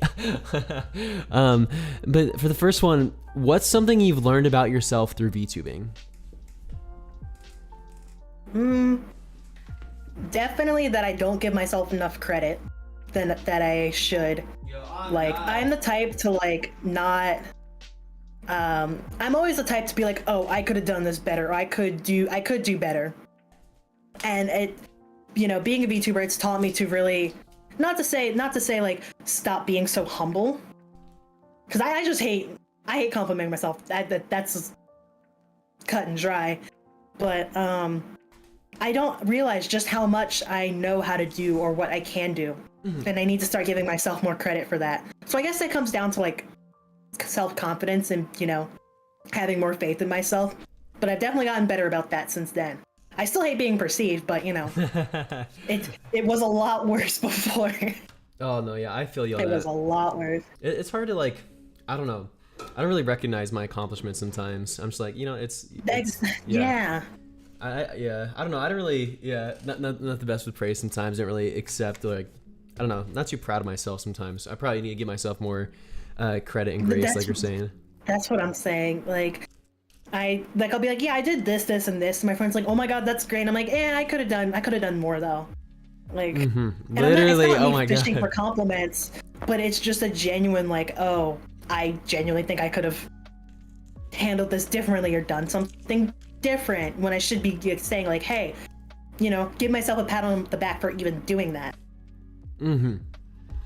I'm glad you get it though, because I explain it's hard to explain that to non-creator friends, and I guess that comes down to imposter syndrome. I guess as well, it kind of falls under that. But imposter syndrome can hit hard. On God, yeah, I've tried to. It's crazy. Man, I felt that with so much stuff. I mean, I kind of felt that a bit with the VTuber spotlight a bit. Like after concluding that, I was like, that was a lot of fun. We did a really good job. I was like, man, I wonder if I could have done something differently though. Yeah. Or like, yeah. That's unfortunate. Or I feel like, oh, you did a great job. And I was like, maybe. And it's like, I could have. Yeah, I feel that. We're so freaking. You might. We need to check our family history. I don't know if we're. Yeah, we need to see. Related in some way. We're related somehow. We are literally the same person. I'm glad you get it, because like, explaining like imposter syndrome to someone who doesn't do content creation, it's like, how do you go about that? Because it's usually creators who get hit the worst with it. Because they hold themselves to such high standards, and even when they meet those standards, like, oh, I could have done better. But to normal people, it's like, oh my god, the fact that you even did this is amazing. Yeah, that is very true. wild. Yeah, I'm trying to give myself more like grace and credit, and it's just hard, man. I'm like, God, I feel like there's so much more I could be doing, or like more. There's more goals I need. There's like, it's like after one goal, you have to hit another goal. There's another thing. No, literally. To go. Like. No, I literally get that. I keep telling myself like, oh, I need to constantly set goals for myself, and it's like, I can give myself a break after I, reach a big goal. I'm a human. I can't burn myself out, because you can and will crash and burn from something literally. like that. I've had that a few times. Yeah, I've been a little on and off, but I'm trying to take more control over it. I'll bother you more. I'll poke, be like, hey, don't die. Don't die. No, literally. Oh God. Yeah. No, I always appreciate that, and I can do the same for you as well. I had one. Yes, I mean, please. and it's sometimes just like small things for me. Like I had a friend that I was having a really hard day, not a good spot. I already have like my episode, so I'm not always the best, but like. He sent me a Giga Chad meme, and he was like, "This is you," and I was like, like I needed that. Thank you. And like that brought me up a little bit. Sometimes they don't like. They may not realize it, but just little things can, really. You never know what someone's going through, and it can help. Because I've definitely had that. I've been in my little funks, and then someone will send me a meme, and I'm like, that made me laugh. And they didn't realize like that saved me that day. Yeah. Little stuff like that, yeah. No, but I will gladly bother you. Bother each other. Let's go. Get out of your, stop. Get out of your head. In your head, yeah. Get out of your head. Oh man. Well, I know those signs, and I know how to find them in other people too. Yeah, let's do it. We keep each other accountable. We'll do good. Better mental headspace. That yes. Sounds good. Yeah. I bring to put a mental image out there too. I didn't really have anything sweet. I did have this like cereal though. I realized I had no spoons though. I forgot to buy spoons. So I am eating cereal with chopsticks right now. What kind of cereal though? Cause that. I am eating. Let's see. Honey bunches of oats with almonds. Cause I wanted something. I love honey bunches of oats, but I can only eat the ones without. Not the almonds. Oh no, are you? Because I'm allergic to nuts, and technically I'm allergic to fruit too. No. But I still eat fruit because I love fruit. I love fruit so much. But nuts, yeah, no. I love. Okay, I thought you were eating like Rice Krispie treats or something with chopsticks, and I was gonna like, how the fuck are you doing that? But honey bunch of oats, they're clumps, so you. Yeah, they're kind of clumps. So I can kind of do it. Yeah, chopsticks. How? That's a strat. You eat what's clumped up, and then you drink the rest if you need to. Nah, I love eating food with chopsticks. Like, I'm one of those people who can eat like individual grains of rice with the chopstick and with chopsticks. My friend's like, how do you do it? I'm like, I don't know, you just kind of pick it up and you just kind of eat it. I guess. Literally. Yeah, because I saw you eat. I could tell you were eating something. Oh yeah. I was like, what is he? No, I do that. I can't even cover my mouth because sometimes it'll still track it. Yeah, I'm like, oh, I can eat privately. My model just forget. Yeah, no. Just chomping. Oh it's man. Like chat knows. That's me with my onesie model. I cannot hide it when I eat. I don't know how to use chopsticks. I'd suggest watching a YouTube tutorial. I say that for a lot of things. Just watch a YouTube tutorial. I mean, YouTube. Mhm. It Yeah, teaches you a lot of stuff. Yeah, watch a tutorial. They're pretty. I enjoy eating with chopsticks. It's fun. It's definitely like less messy. Yes, literally. On to question 2 for this. What's been the most rewarding part of being a VTuber? As cliche as it is, the friends I made along the way. Genuinely, because I'm very much an introvert, but finding like people who help me get out of my shell and like open up and being able to meet them in person, being able to hang out with them, whether it be on stream, off stream, it's definitely like I've made a lot of memories I wouldn't have otherwise made. And just like, you know, oh my god, I still can't believe it's been a year. Just about a year. Like I've done way more than I thought I'd ever would. And I'm like, if this is just after 1 year, I can't wait to see like, you know, what next year. Friendship is magic. Yes, God, friendship is magic. Someone under one of my posts said I looked like Twilight Sparkle, and I'm like, oh my god. Princess of Friendship looking at. Now we know what the next fan art piece is gonna be. There we I go. mean, hey, funny enough, when I started drawing as a kid, I drew My Little Pony. So like, I could totally make a like My Little Pony themed model. Man, I was one of the boys growing up. Like I liked going to like McDonald's stuff, getting like the girls' toy over like the boys like they'd offer at like Walmart. But like I never really watched like some of like the boys shows either. Like I love like typical boy shows back then when I was at like daycare. When I was like probably, God, how old was I? I don't even remember, but like have you ever watched Strawberry Shortcake? I love that show. Yes. Yeah, I love Strawberry Shortcake. Yes. That was one of my favorites. Dude. And Littlest Pet Shop. Oh my gosh. Dude, you were one of the girlies. I was on the girly. Bro, it was so good. Oh and I loved going to when I went to McDonald's to get the girls' toy when I was little. And I was happy that actually I had like family that like they wouldn't like they would allow me to get them. But like no, that's girly. Yeah, they actually allowed me to get it, which I was really thankful for. Reflecting on that now. But I got these My Little Pony figures where you got a brush with it and you could brush the hair. I got those toys. Yeah, I had those. Yeah. I had those. Oh my dude, you just brought back memories. I was kind of the opposite in that sense. Like I was very boyish. I was very much a tomboy. As a kid, like I was like the kid that'd be playing outside in the dirt. Like yes. when I was younger, and I would wear a lot of like boys' clothes and stuff, just because like I didn't really care. But like I still had girly stuff, but it was way more like guys. Like I was a Sonic kid growing up. You didn't meet a lot of girls who liked Sonic. I had the Sonic-tism. I still kind of do, especially with Racing Cross Rolls coming out. I'm like, yes, I love this. But I think that, not to go on a tangent really quick, but I think that definitely kind of influenced when making my VTuber, because I remember one comment a chatter had made a while ago about them saying like, your design is so cool. It's like you can tell it's a girl, but it also has sort of like that, like, you know, from Black Butler Seal, like that gender I think I do. To it. Yeah, I'm like, that made me so happy to hear, because I didn't like, not to say I'd like never questioned my gender or anything, but just like sometimes I like the princely aesthetic. Oh no, like, for sure. More like guy leaning. I don't know. But just seeing someone else pick up on that, I was like, wow, that makes me happy. Yeah, no, for sure. Yeah, I bounce back and forth every now and then. Like some days I like the more like masculine like look, or some days I'm like I'll be more feminine.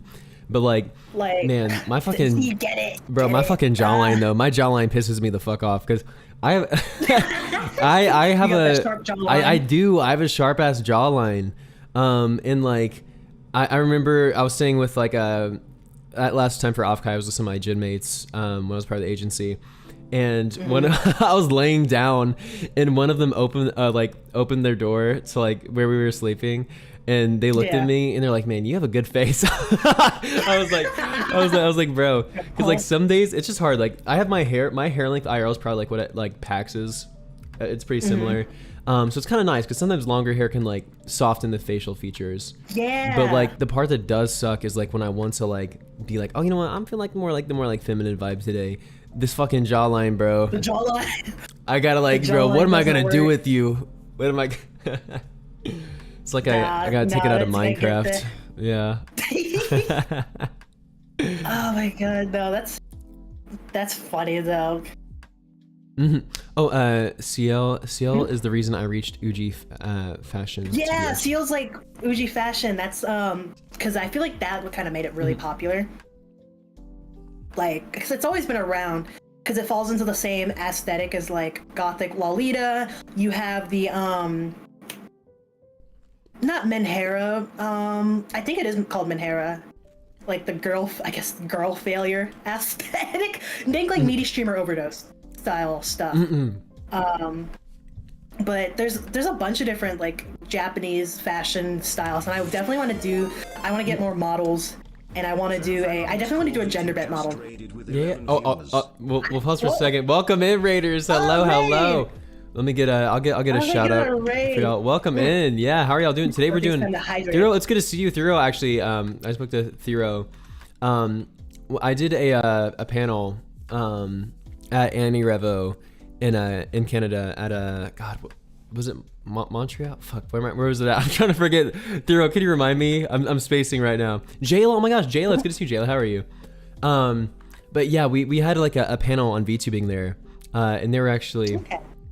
Vancouver, that's what I was. Sorry, I still need to learn Canada more. I definitely want to do Annie Revo again though next year. It was so much fun. But yeah, welcome in, guys. Hope you're doing good. We're doing a VTuber interview today with a Kikimara over here. It's going pretty good so far. Chopping block. Yeah. right now, we're on the category of VTubing community and advice. The questions we finished so far were: what's something you've learned about yourself through VTubing, as well as what's been the most rewarding part of being a VTuber. We'll move on to the next one in a minute, but if you need a raid dash to take care of yourself, please do so. Do some stream self-care. Also, if you want to talk more with Thero, I know I've seen you in Twitch a few times. If you're not already in the Discord, if you want to join, I'd love to chat with you some more there. But yeah, thank you so much for the raid. Thank you for trusting your community with me. Hope you've been doing good. We'll get back into the questions too. Number 3 we have on here, Kiki, is what challenges, fuck me, I hate the English language, y'all didn't hear shit. What challenges, fuck, oh my god, I can't do this shit. Hold on, I'm gonna realign myself. All right, I'm locking in. Align your chakras. Oh god. It's never been so hard saying a word. What challenges have you faced as a creator, and how have you overcome them? Probably the most challenging one would probably be just like getting myself out there, because again, I'm not a public speaker yet. I'm streaming. I stream to people. I've like public speaking. The idea of public speaking is terrifying, but somehow through streaming I've gotten more open to the idea. I've literally been on panels as a guest before, and I'm just like, wait, I can actually finally talk to people. I don't know, VTubing, I'm not saying I don't hesitate every time I press start go live, but every single time it becomes a little bit easier. And it's helped me with my confidence, because I do not have confidence. We're gonna build it up. I know they say fake it till you... We're gonna build it up, baby. Build it up. Yeah. You gotta fake it till you make it. That's what they say, right? I think that's what people say. But definitely confidence. It's like compared to last year, I can tell there is visible progress between myself now and myself a year ago, and like it's honestly really cool to see. Because I look back at my old VODs and I'm like, man, I was so shy back then. What? Like, and it's and I'm grateful for it. Like, people, they gently forced me out of my shell, and I'm grateful for that. Yeah, no, I hear you for sure. I think my biggest thing has been consistency for sure. I know we talked about that a little bit earlier too, but I finally gotten better at my going live every time, do 8 p.m.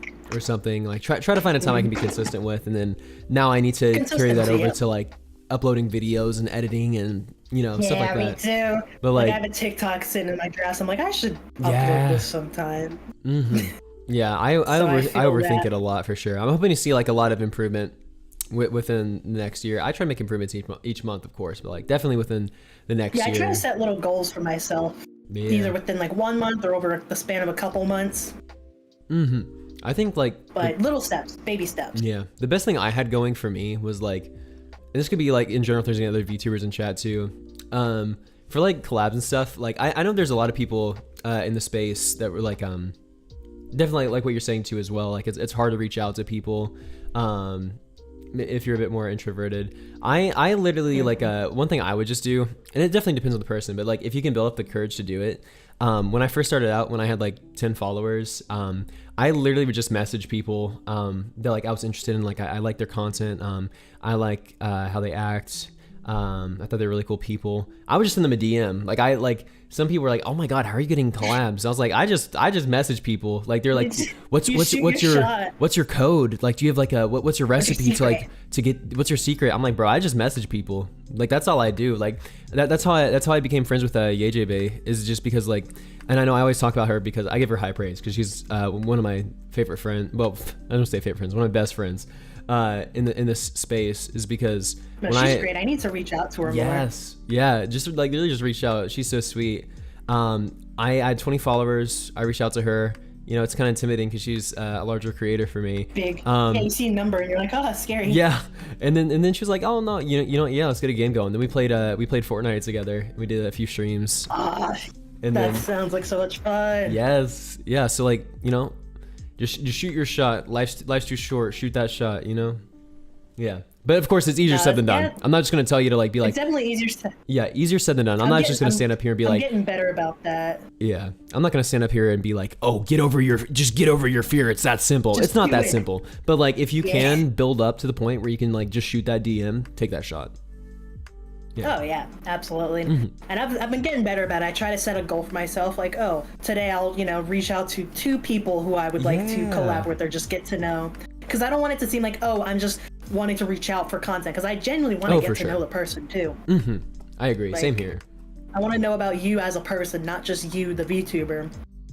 Yeah, I agree. Because especially in this day and age, a lot of people like they see the people at the very top and it's like, oh, I want to be like them. Let me use people as stepping stones. Like, no, I'm here for the long haul. I'm here to have fun.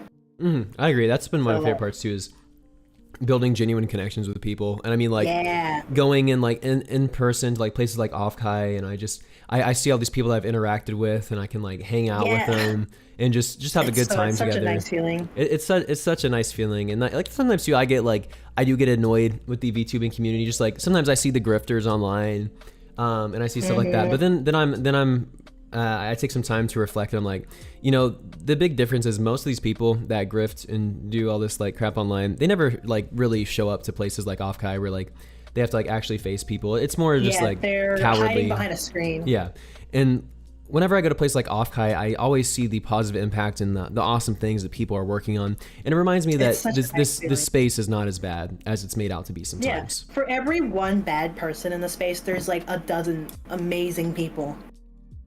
And so it's like, the bad people are few and far between, but it makes, finding the genuine connections all the nicer. I agree. So I finished chewing my cereal. No, you're fine. I figured. I was like, he's probably still stuffing his face. I've been sipping on my drink in between chatting to you. You're big chillin'. I'm drinking a Gamer Sup Shy Lily's Blowhole Blast. Yeah. Not to shill, but I love Gamer Sups. I know this kind of actually builds off of what we just talked about, so I probably should have just gone into the question, but we can go into different areas of this too. What advice would you give to someone just starting out as a VTuber? I feel like I'm preaching to the choir with this one. Like, I feel like this advice has been given a million times over and over. Don't get a custom model right away, please. That's what I was gonna say, literally, on God.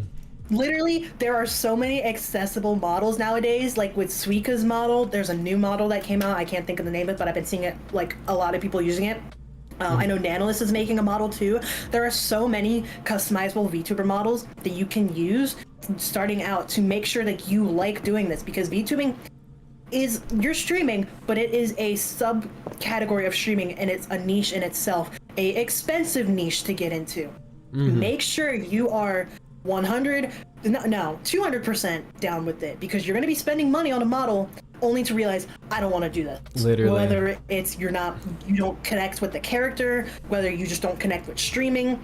And I've seen people go down that. They're like, oh my god, I want to be a VTuber. And then they get the fancy model, and then the appeal of it goes away. And I'm like, oh my god. Like, I knew that I wanted to use Kiki as my VTuber when I woke up, when I would wake up every day for multiple months and be like, yeah, I love my design. I did not have like, there wasn't anything I would rather change, stuff like that. Be like, I want to be this type of VTuber instead. No, I wake up every day being like, yeah, I love my character. And that's how I knew, like, this is the character for me. But before I had this model, because I only got this model fully done in July of this year, and I've started VTubing in October of last year. I used that onesie model I have is a YCH Live 2D model, so you can get it made based on whatever animal or design you have, but you'll have other people who look like you. I have a couple friends who have onesie models fine-tuned to their character as well, so we each have one, like, we're matching, but it's, customized to fit your style. Yes. And it's a good in-between between like, getting a customizable model and a full-on literally like a pre-made model. Like, it's, again, and don't spend thousands and thousands of dollars on your first model. Know your financial limits, and make sure you go in with a design that you wholeheartedly know that you will love. You will love through and through, because at the end of the day, that's who you're gonna be. That's what people are gonna know you as. You want to make sure it's you. Literally, because I've had friends who make a design and then they get a model made and then they realize, I don't connect with this anymore. And I'm like, damn, that is really unfortunate, because it'll be a cool design, but I'm like, if it doesn't fit you at the end of the day, you know it in your heart, like, oh, this is not me. Because I see, especially with VTubing picking up nowadays, they're like, oh my god, I want to be a VTuber. It's like, but before you do that, make sure you really want to do this. It is an investment. It is a huge investment. Oh yeah, I totally agree. An expensive one.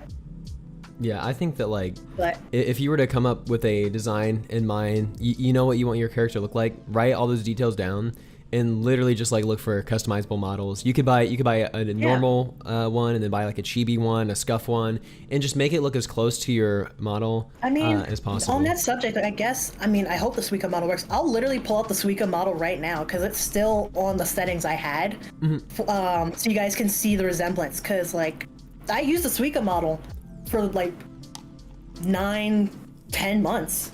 Let me see if I hope it doesn't overload the stream. We'll see. It's loading. It's loading. There we go. It's chugging along. It's chugging. It'll be there soon. It's there loading. I am. Let me get VBridger up. Hey, it's me, Kikimara. I'm moving your other model around until it loads. Oh my god. Oh yeah, because it's You put Kikimara's full fit shot. But yeah, this was the model. Has it loaded yet? Or is it still? It's still loading information. Oh, I'm so sorry. No, it's okay. It's okay. We should. I wanted to.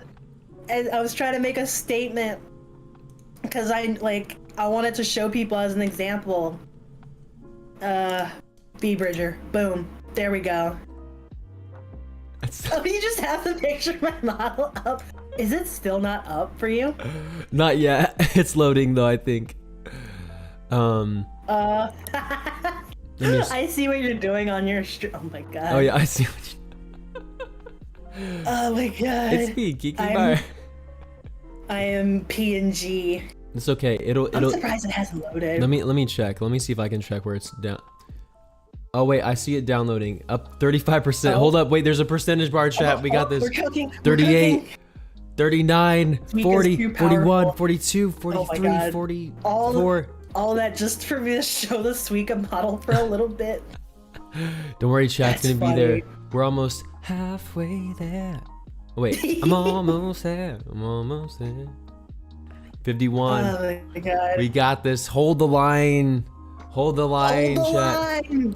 Hold the line. Yeah, the Suica model, for how much the Suica model is, you get a lot of customized. Like, you can literally customize everything. You can even go into the textures, customize the textures as your own textures, I've seen people make so many cool combinations with their model. I didn't customize mine too much, but like this model was a big part of, you know, my streamer journey. And for about $130, it's really good. Because Suika could easily charge tens of thousands for as many options as she, you know, gives. Oh no, yeah. For how much customizability and toggles there are too. It's really nice. And then, you know, afterwards, so many more people got inspired to be like, I want to make more customizable models, and it's giving more and more people a, you know, opportunity to get into VTubing that they wouldn't have otherwise had because of expenses. Because not everyone has $1,000 to drop on a model. Because like that's like honestly, my model, I still think it was a steal on mine because like. I'm curious because I know, you know, price is subjective for everyone, but out of curiosity, because I've asked other people this because I'm trying to prove a point with it, and I'm also gonna I definitely want to make a video about the process of like commissioning people for a live 2D model. How much do you think my model cost? Not this one, the eggy one. I love my model, mama. There's Suika. There's a Suika model. There you are. There I am! I'm here. Oh god, I can feel my computer fighting. I can feel V2 Studio fighting with me right now. This is a fully customizable model, chat. Yeah, this is a customizable model. It's how it works is you can set up a toggle and basically change the parameters on each aspect of it, whether it be the color or the hairstyle or the outfit. And then you kind of make it your own, and then you set that toggle as a hotkeys. And then I have mine set so that whenever I load it in, it's on that hotkey by default. So it's set to Kiki, I guess, because you know there's the default, there's me. It's really cool. It's honestly like super cool that Suika did something like this. Literally. All right, let me put this away so that you're so that VTube Studio doesn't throw a fit. Hopefully this one doesn't take too long to load. I'm big. There we go. Yeah, there you are. You're back. I'm back in the flesh. So how much how would I say this model costs, or is it the other one, or the squishy? Not the squeak one. This one. This one. Oh, the squishy. This model, this model that you have right now. Did you make it or did you commission? I commissioned it. Okay. I was initially gonna make my model, but I had so much life stuff happening. I was like, I'm just gonna commission someone for it. It's so hard because like I feel like this is anywhere. It's such a big range. Is 300 to 600 a good range or no? Is that low? For overall or just the art? For the art. I genuinely had to think for a second. A little bit higher. I knew it. I could tell so good. Yeah. Nah, I found the perfect artist for my 800 design because I think it was around there, like 750. Okay, 750. 800, which is still a steal for the art. For the art. Yeah. Okay, and then for the rig, did you rig your own or did you? Nah, I outsourced that too because I was initially, since I saw the PSD, I do want to try my hand at rigging my own version. It'd be good practice. But honestly, I got to steal with both in general. Of course, you like all the Kiki models, super biased. Oh my god. And that's hard part too. People don't really like understand. Like that's still like the same part because like I never knew about what a VTuber was until like a year ago. So like for me, I still have this like initial reaction. And some people too, like when they're new to the VTubing space, are like, 750, that's a lot of fucking money. Like at the same time, you gotta realize how much like effort goes into making a VTuber model, all the cutting you have to do. There's so much to it. And like it makes sense why people have to charge so high because even if you go off minimum wage, it's like per hour. Some people are under minimum wage. It's insane. Yeah. Like pay as an artist, charge what you're worth. Like do not undersell yourself. Yeah. Just for the sake of getting clients, because you're gonna burn yourself out that way. And I always feel so like, people are, especially like you said, non-VTubers are like, you paid $700 for a like pixels, and it's like you don't understand how much goes into it. Oh damn, my bad. I was thinking 2K, 5K. Nah, this was total about deal. 1.5. But to be fair, I did get some extra stuff to save myself in the long run. Because for those who don't know, you can also get a base for your model. So I can get outfits rigged on this model as well. Because every time you get a model, so like say I didn't get a base for this model, my body technically would be cut off at the neck, and then you have like the outfit, the legs and stuff. It would be to the model. Now since I got a base underneath, imagine it like a Barbie doll, and I have like the body fully modeled and rigged underneath this outfit. So if I wanted to get another outfit, they would basically just toggle off the first outfit and put a new outfit on. Yeah. So it allows me to mix and match between outfits. And it was about an extra $200, but it saves me so much money in the long run. Literally. Because I don't have to get a new model every single time. Yeah, that's what a lot of people have. Yours is like that too? Oh yeah, that's what my agency did for mine when they went to an artist. They made sure there was a base if we want to do different outfits. Which I want to get an outfit. If you're gonna, I have so many ideas for outfits. It's do it. Insane. Help me. Please, I'm so down. Like every day, I'm like, man, I'm gonna design an outfit. And I'm like, wait, but then I could do this outfit or this outfit or this outfit. It's bad. My skills are a blessing and a curse because I want to design all my outfits. Like, because it'd be so cool to be like, yeah, I made all of these. And but then that means I have to like, draw them. And then go to my model and be like, hey, I'm back. You miss me? Pep in chat I love that though. is asking, you two fighting, who's winning? We're gonna find out at on key. We'll find out then. Yeah, we're gonna fight it on key. Yeah, put it on World Star. Yeah, put on World Star. I know, that's a callback. I was Now, like, does he know what World Star is? I think this is a good topic to get into as well, because you and I have chatted about this, even like off stream, of course. I mean, how do you stay motivated when things get tough? What do you do? That's a tough one, because I am definitely the type to get in my head a lot and like kind of overthink things way too much. But I definitely have a good support group who can tell when I'm getting in my head and I'm on my bullshit, and they can kind of smack me out of it and be like, hey, shut the fuck up. You got this. Like in a loving way. In the nicest loving way possible. They could be like, hey yo, cut that shit out. Cause I can definitely get in my head and like kind of lose sight of why I started it in the first place. But then when I come back to reality, I'm like, damn, I was a dumbass. So it definitely takes a lot of like external support at times, but I've definitely gotten better at catching myself as well and be like, hey, no, I can't, get off my bullshit. No, I feel that. Having But people that can, having people that can ground you and bring you back to reality is very nice. Yeah. No, it's definitely, I'm grateful for them. And I'm grateful that they know me well enough to be like, hey, we could tell something's up. What's up? Talk to us. Stop. Because I have a bad habit of holding stuff in. Because I hate feeling like I'm bothering people. Literally, that's what I do. I withdraw. And that's my toxic trait that I've been trying to work on is like, I withdraw. And like, I kind of like isolate myself when I'm not in a good spot. So I pull away from people. Yeah, I feel you on that. Yeah. Nah, it's so bad, and I need to stop doing it, and I'm getting better about it.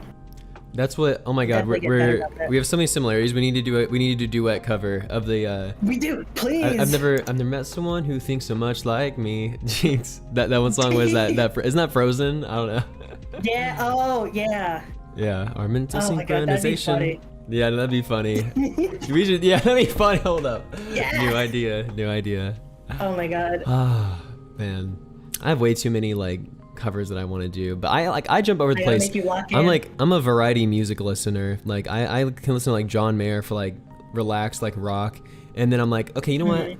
I want to do like a relaxed acoustic guitar cover, and then I'm like, my next song, I want to do some Kendrick Lamar. I want to do some. I want to do some Kendrick covers so bad, bro. Literally. I love rap. I'm in my Kendrick arc. Literally. Oh Not my like gosh. us cover when. Yeah, literally, right? Oh my gosh, I like that is a good one too. That's not his that's Metro's song, but like it's so good. Okay, you don't see a lot of VTubers covering like Western songs. So seeing a VTuber come out covering Kendrick would be crazy. Dude, no, I'm gonna do it. I think my next cover, like low-key, I was debating it because my recent cover I uploaded like 2 days ago was Dear Marie. It's this like very like calm, soothing song. And I was like, my next song, I might do Squabble Up. I might do Squabble Up. I was literally gonna say I want to do Squabble Up. Yes. I'm like, that might be the cover. Oh Dude, man. you know what we should do? We should do like a Baby Gravy song. Dude, oh my god, man. Oh my god. Dude, Baby No Money and Young Gravy go so hard. Yes. I had one cover that I was gonna do with a Jinmate, but we had art for it and we just never got around to recording it. Was Edamame, Baby No Money. Yes. Yeah. Yes. I had my part recorded. I was so ready. I was like, oh, I need it. I had it. Yeah. It's always unfortunate when covers fall through. I know, it's so unfortunate. Well, onto our sixth one on here. If you could change one thing about how people view VTubers, what would it be? I guess I would say changing the stigma around it, because there's still most definitely stigma. Because you see like a VTuber post that makes it out of its intended bubble, and you will see a bunch of nasty comments on it, and it's mainly from people who don't understand it. Yeah. And you know what people do when they find something they don't understand? They immediately antagonize and criticize it. Make fun of it. Yeah. And I'd want people to have a better understanding of VTubing, because it is a niche, but it is also a medium of content creation. And like at the end of the day, we're all content creators. Like whether it be you're a YouTuber, you're a streamer, you're a singer, whatever it may be. But people just see it as like, oh my god, anime person, 9 times out of 10, like uwu, sexy, dami mommy stuff, or just like hypersexualized in general, which there are some people who are like that, but then there are also people who aren't. But they always see the majority as the collective. And they associate, they think like, oh, most of it was what I see is this, therefore it's all like that. And that's, not always the case. But I definitely want people to have a better understanding of like VTubers as a whole, and just know that there's more to it than just what, because they only see what blows up on social media. They don't see all of it. They only see the biggest, they only see what blows up. So they're only going to see the top 1% of creators. Oh yeah. So they're not getting the full picture. They're only getting a snapshot. Stigma balls. Stigma oh my balls. God. Oh my god. But yeah, that's probably what I would say to that, because that's always been something that's been like lurking in my mind. I'm like, I wish people didn't have this kind of like catch-all. Oh, on God, literally, because I mean, there's people that one thing was like the VTuber concert. I made a video on this a while back. Oh my god, like that one VTuber concert. The da da da da da da da da. And the dude, his hair. I feel like bro, that's the prime example. That literally, the prime example that I'm not I keep seeing that coming up. It becomes a meme every month, and I kid you not. Check TikTok every month, and you will see it go viral. No. I see it on TikTok. I see it on Instagram. It's like, oh yeah, that one VTuber concert. Bro. I'm like, stop. Bro. It keeps coming up. It's so God. Yeah. I mean, people. Yeah, I can see people too like view it inherently like negative sometimes too. I mean, like, I remember like I like sports. I like basketball specifically. I'm in love with basketball. I actually. First thing was like, life, yeah, ball is life. There was a. Like I was talking online on Twitter about like basketball stuff, and this one dude was like, you're a fairy on the internet, and I'm like, dude, that doesn't like mean I don't know shit about basketball. What? I'm like, bro, you didn't even know I'm a fairy. Like, I'm not even a fairy, bro. I'm kidding. But like, bro, people like that, like right. that should talk. Like sometimes they're just like really like fragile masculinity. Because like one time, oh really? I went to outside of Offkai. This is one of my favorite stories. Because also this is where like my like gym mates said like they're like, oh Pax, you have like such like golden retriever energy, like puppy energy. There was a basketball convention happening right outside of Offkai. So was there? I decided we walked past it, and I'm like telling my friends, I'm like, guys, can I please go play? Can I please go play? They're like, no, they're like, no, Pax, we gotta go eat. We gotta go eat. And like, so, please. you know, I was like, guys, please, just a little bit. And they're like, no, we gotta go eat. So we go eat, we walk back, and they're like, okay, fine, Pax, you can go play. And so I rush to a court, and I find people that are playing a game. I get a one-on-one going. But like some people don't like playing against me, or they don't like especially losing to me. Is because I went on that court in a crop top hoodie with a corset. I had like these like booty shorts with like thigh highs with fishnets. Oh my god! And I literally go on that court and like I 1v1 this one dude, and he gets kind of impressed because he loses to me. But like, no, it was just so much freaking fun. I mean, there's some cool people though too. There's some people that don't judge it entirely. I mean, I had one dude the very next day that like dapped me up, and he was like, dude, I saw you cross that dude up. But yeah, no, I'm a sports. Yeah, people like don't judge a book by its cover. Prime example. No, literally. Like that is so funny though. Oh my god. They're probably like, oh my god, this broken ball. Oh, it's broken ball. No, literally, yeah. And I remember what was the other part. Oh yeah, my friends were off playing on the side though, and like one of the other guys that was playing one-on-one against the guy I was playing one-on-one against, they were talking to each other like the way that like you talk to another owner at a dog park. They're like, oh wow, he's so energetic. What's your dog's breed? What's their name? Oh no, that was funny. I can't wait for cons again. I can't wait. We're gonna have such a blast. It's gonna be so much fun. It's gonna be great, dude. I'm so looking because I want to do more cons next year, so I'm totally looking forward to it. Same here. I don't care what I gotta do. I will go to them all. I will make it happen. Yeah, that's the thing. I need to like, aside like make sure like if any of like my friends go, or like gen mates, well, not ex gen mates now, I guess. If they go, like staying with them, because if you can stay with people or like split the cost of like living, that'll save you a lot of money, because that's like a big part. The big price like jumps are the airplane ticket if you have to fly, and then how you're staying. If you can stay with other people. What's nice about like Anime Expo and TwitchCon is that I'll definitely have friends to stay with. I mean, I'll be at their IRL friends, and if I've been to Anime Expo before I was a VTuber and with like IRL friends, so it's like it's fine. It's just like if I want to do a VTuber thing, I'll just have to like act normal and not be like, oh yeah, I'm a VTuber too. Just be like, yeah, I'm a fan. Like, but no, yeah, that's definitely the most like costly of it, is the plane ticket and actually finding accommodation, because shit be expensive nowadays. Oh my god, it is horrible. Like, it is so bad. Like I'm trying to get my flights for on-key booked soon. I mean, because I can't book that far out yet, but as soon as I'm able to, I'm just gonna lock that in. Oh yeah, I'm gonna see, because you want to get as cheap as possible. I need to see when their dates are, because I forgot. I'll have to find out when their dates are. It's the end of November. Oh wait. Oh, next year. I was like, not this year. I was like, no. I was like, what? This year's prices though, just so I can get an idea for next year, because usually it's pretty consistent. And thankfully for me, round trip would be like about $200. Oh, that's good. Yeah. Which is way cheaper than I thought it'd be. Yeah, I think off-kai was like 400 or something. It was. Oh my god. Yeah, it was nuts. Yeah.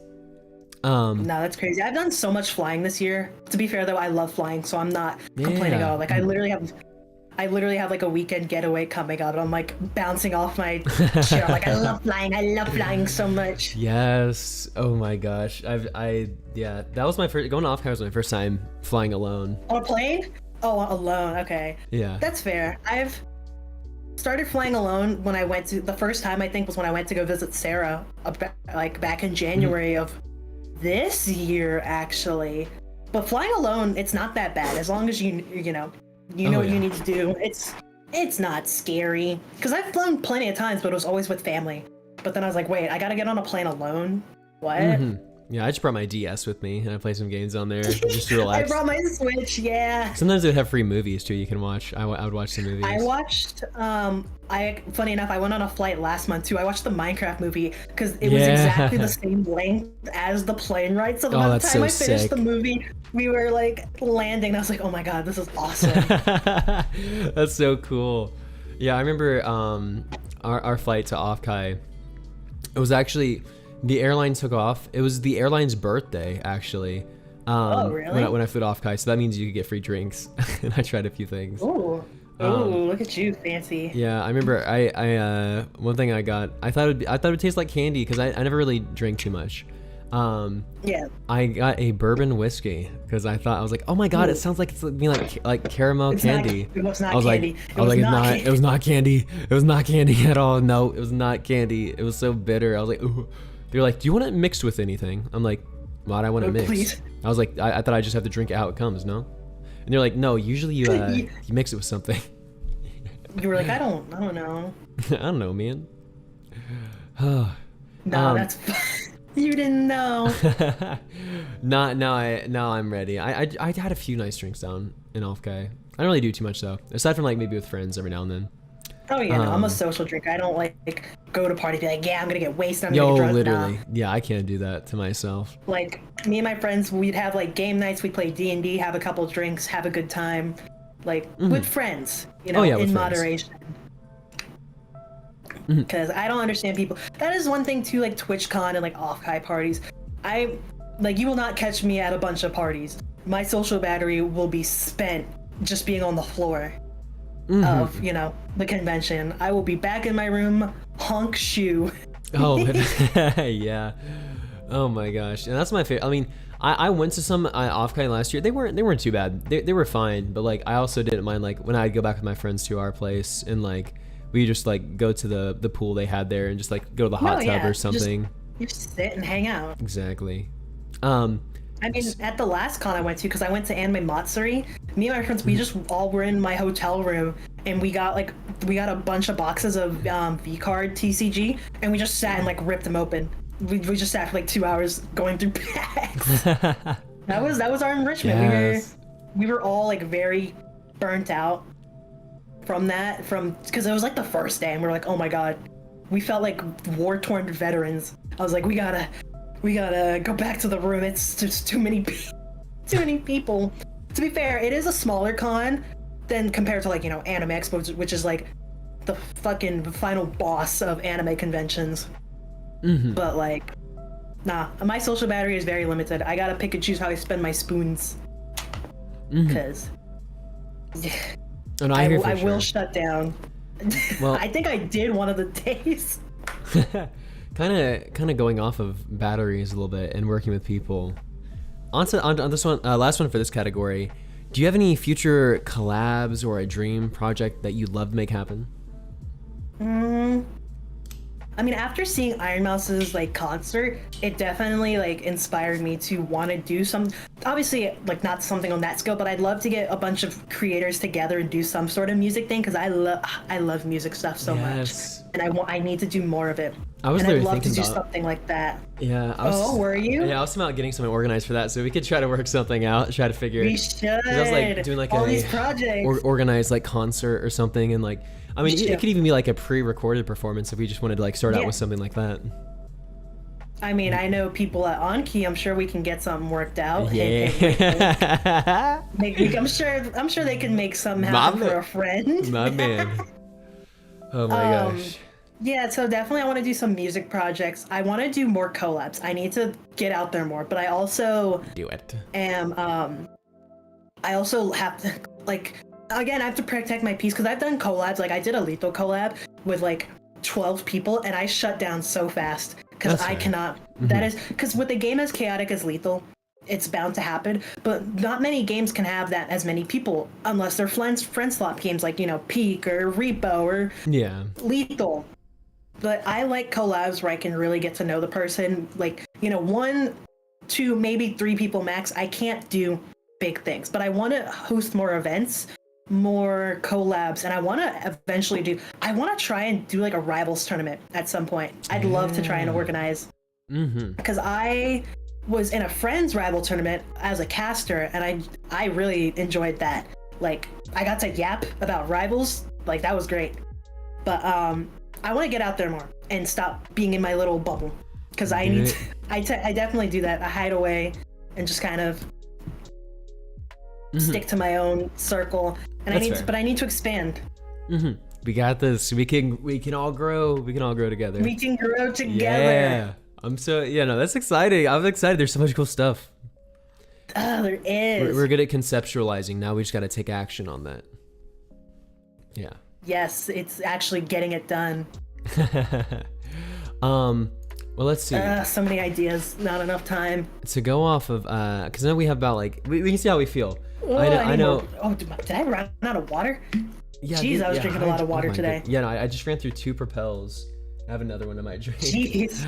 You gotta stay hydrated. Yes. No. Yeah. Make sure if you're feeling too tired too at the end for rapid fire, it's perfectly fine. We can just. I have 4 wrap up questions here. Go for we it. just stay casual too. If you feel like for this, if your chat had to If your chat had to describe you in one word, what do you think they'd pick? And if some of your chats in here, Yapper. I know I saw Yapper a few times. Do we got anybody Yapper. from they call me the Yap Bat. The Yap Bat. The Yap Maxer. The Yap Bat. Yap Max. Yeah, I know Sheeps is somewhere still. He lurks. He's a little lurker. Little lurker. But no, they call me the Yapper. Yappy Bat. The There we Yapper. go. There it is. Yappy Yeah, Bat. there. Right there. Have you for the next one, what are some of your favorite memories you've created so far in this space? Probably my favorite one would be meeting Sarah for the first time, who is one of the first VTubers. Smitten Seraph. They're one of the first VTubers I got to meet in this space as a VTuber. Mm-hmm.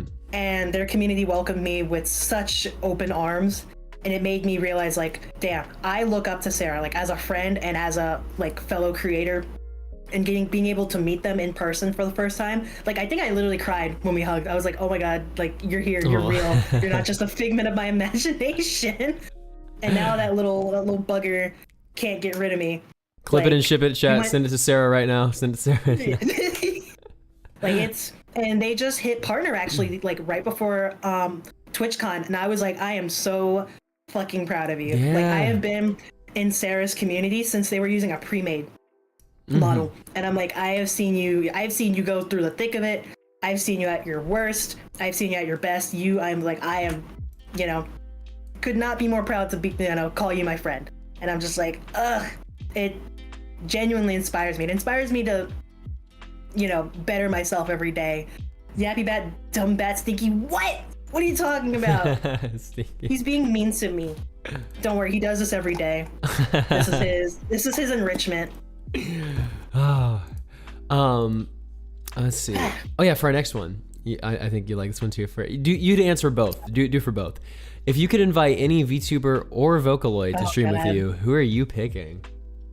In terms of VTuber, I'd probably invite Giga, honestly. I feel like we could get in some good conversations. I absolutely love Giga so much.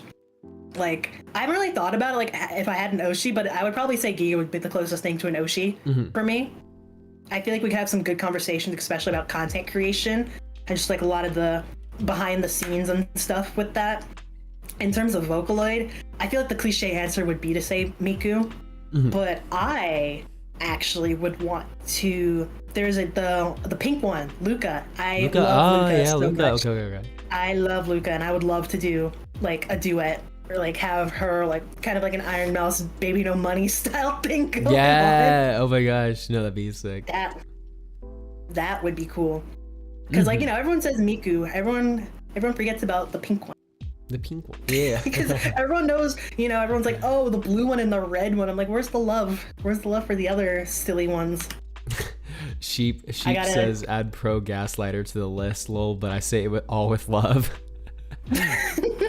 I would want to meet Len. Yeah, I just love all the Vocaloids, but Luca is easily one of my favorites besides Miku.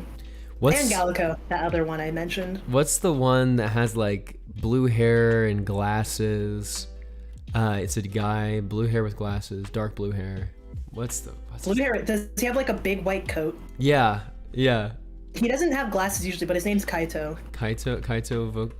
Wait, is that who I'm thinking about? Yeah, and he has a big scarf. Yeah, okay, no, he doesn't have glasses. No, somebody else. Yeah, Kaito. Yeah, Kaito. I remember that one. Yeah, Kaito. Yeah, he's cool. There's a song that he sings that I want to cover. So I gotta add to the list. There's a song that he sings that I want to cover so bad, and it'd be perfect for, like, the holidays. I keep thinking of these ideas. How dare you? How dare you inspire me to make more content? SMH. Oh, don't worry. There's only more where that came from. He's like, I got more. Ah, I will be doing that Vocaloid stream at some point. Mark my words. do it.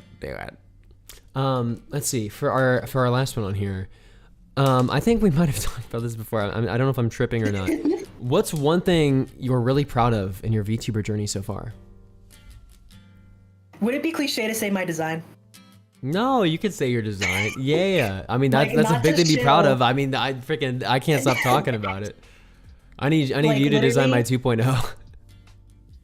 Like literally, some days I wake up and I'm like, how the fuck did I do this? Like, how did I How did cook I this create hard? this masterpiece? How did I? No, literally. Sometimes I'm just like, damn. And then I get art commissioned from people, and I'm like, oh my god, they drew her so well. It's like, No, it's literally that. Like, at least once a day, I look at myself and I'm like, damn, I did good with this one. Like, what? I ate up. Oh my god. No, I'm literally, I freaking- ate left no crumbs. I Oh my cooked. god. We synchronized. Cause like, there's there's bad VTubers, but I haven't seen one like me at all. And I'm not saying like, cause I like standing out as much as I say I'm shy and I'm introverted. I have not seen one like me. Oh, I've yeah. seen plenty of other bad VTubers, but a lot of them use like darker colors, like lots of deep reds, blacks, purples. No one's as vibrant. No one's like vibrant. That's the word. And yeah, you have our like vibrant. silhouette too is very unique. That's part like I mean having a very unique silhouette can be hard to come across sometimes Yeah, in the VTubing That's space. something I see too, and there is like an actual reason behind it because this goes back to the design thing along with the 60-30-10 rule. Having a recognizable silhouette. If you cannot recognize a character by a silhouette, you need to change up their silhouette. You need to exaggerate some stuff less.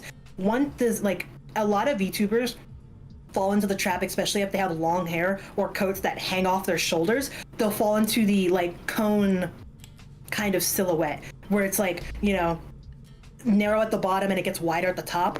But there's a reason for that.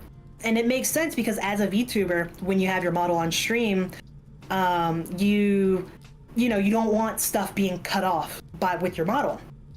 So you put a lot of the more like design heavy stuff towards the bottom, but then everyone starts to do that, and then everyone's designs start to blend in with each other. But I think I did good with kind of like avoiding that while still keeping something unique, because I feel like my design's pretty, like the silhouette's pretty iconic and recognizable. Yours definitely is, especially with your horns. That's the what makes yours earrings, stick out. like the The earrings. horns and the earrings, yeah. That's why I love the that. earrings. And they sweat. I love that. Yeah, they sway. That's been my favorite parts. Yeah, because like the silhouette for PAX is also a bit unique. Because like the horn earrings, I haven't seen much with that before. So Like it's really cool. And like your hair too. Your hair is a common hairstyle, but the way yours is drawn makes yours stick out. Yeah. Like the wolf cut. The wolf cut. It's- Yeah. I thought about doing a wolf cut. Do it. I'm like, ooh, I love wolf cuts. But no, your design, I love the silhouette. Your Thank design you. I love your it. silhouette. Nah!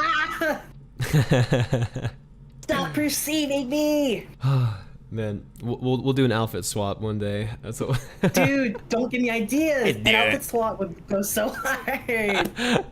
Oh my gosh! Especially you said it's called a OG again for the Yeah, the OG style. fashion. We could change the fit. I could get like more like OG again for my style. Yes. Yeah. Yes. Get Oh my god, perceived. dude. Give me somebody idea. Get perceived. No! No, I'm gonna crawl into a little hole. Mm-hmm.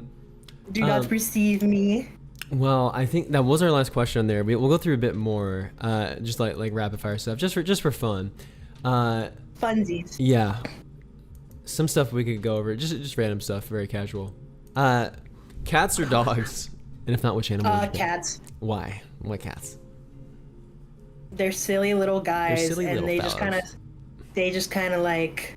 But I like both. But cats, sometimes dogs are just too high energy for me. And a Okay. cat, the cat can like sit and hang out, and I can sit and hang out. We can just kind of do our own thing. Exactly, just and chill. exist. Yeah, But in the dog, and then like, cause dogs are like, oh my god, give me attention, give me attention, pet me. And I'm just like, please, I just want to veg out at my desk and stare off into the void. And the cat will do the same thing. It'll just kind of hang out and sit there and stare.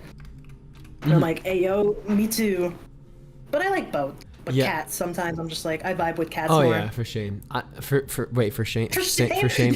For shame. Why'd I say for Yo. shame? Same. For sure. I combined for sure and same. For sure.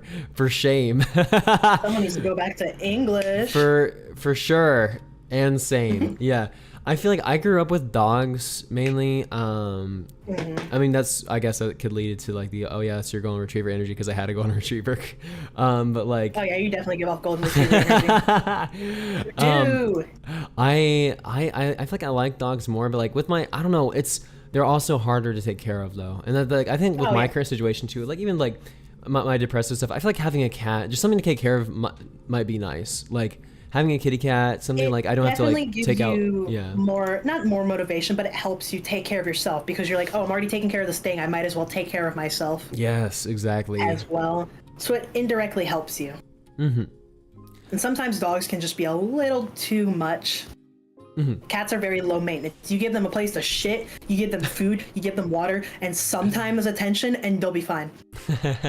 They'll literally be fine. Oh my gosh. I want to get like, I did window shopping one day. I was like, oh, I'm gonna get a cat. And I didn't get a cat, but I put everything needed in my Amazon shopping list. I got a backpack to carry them around in. Oh, Yes. I love those little like bubble backpacks where you can put the cat in. Yes. And then I love those I had so much. Flowing water fountain so the water would be moving for them.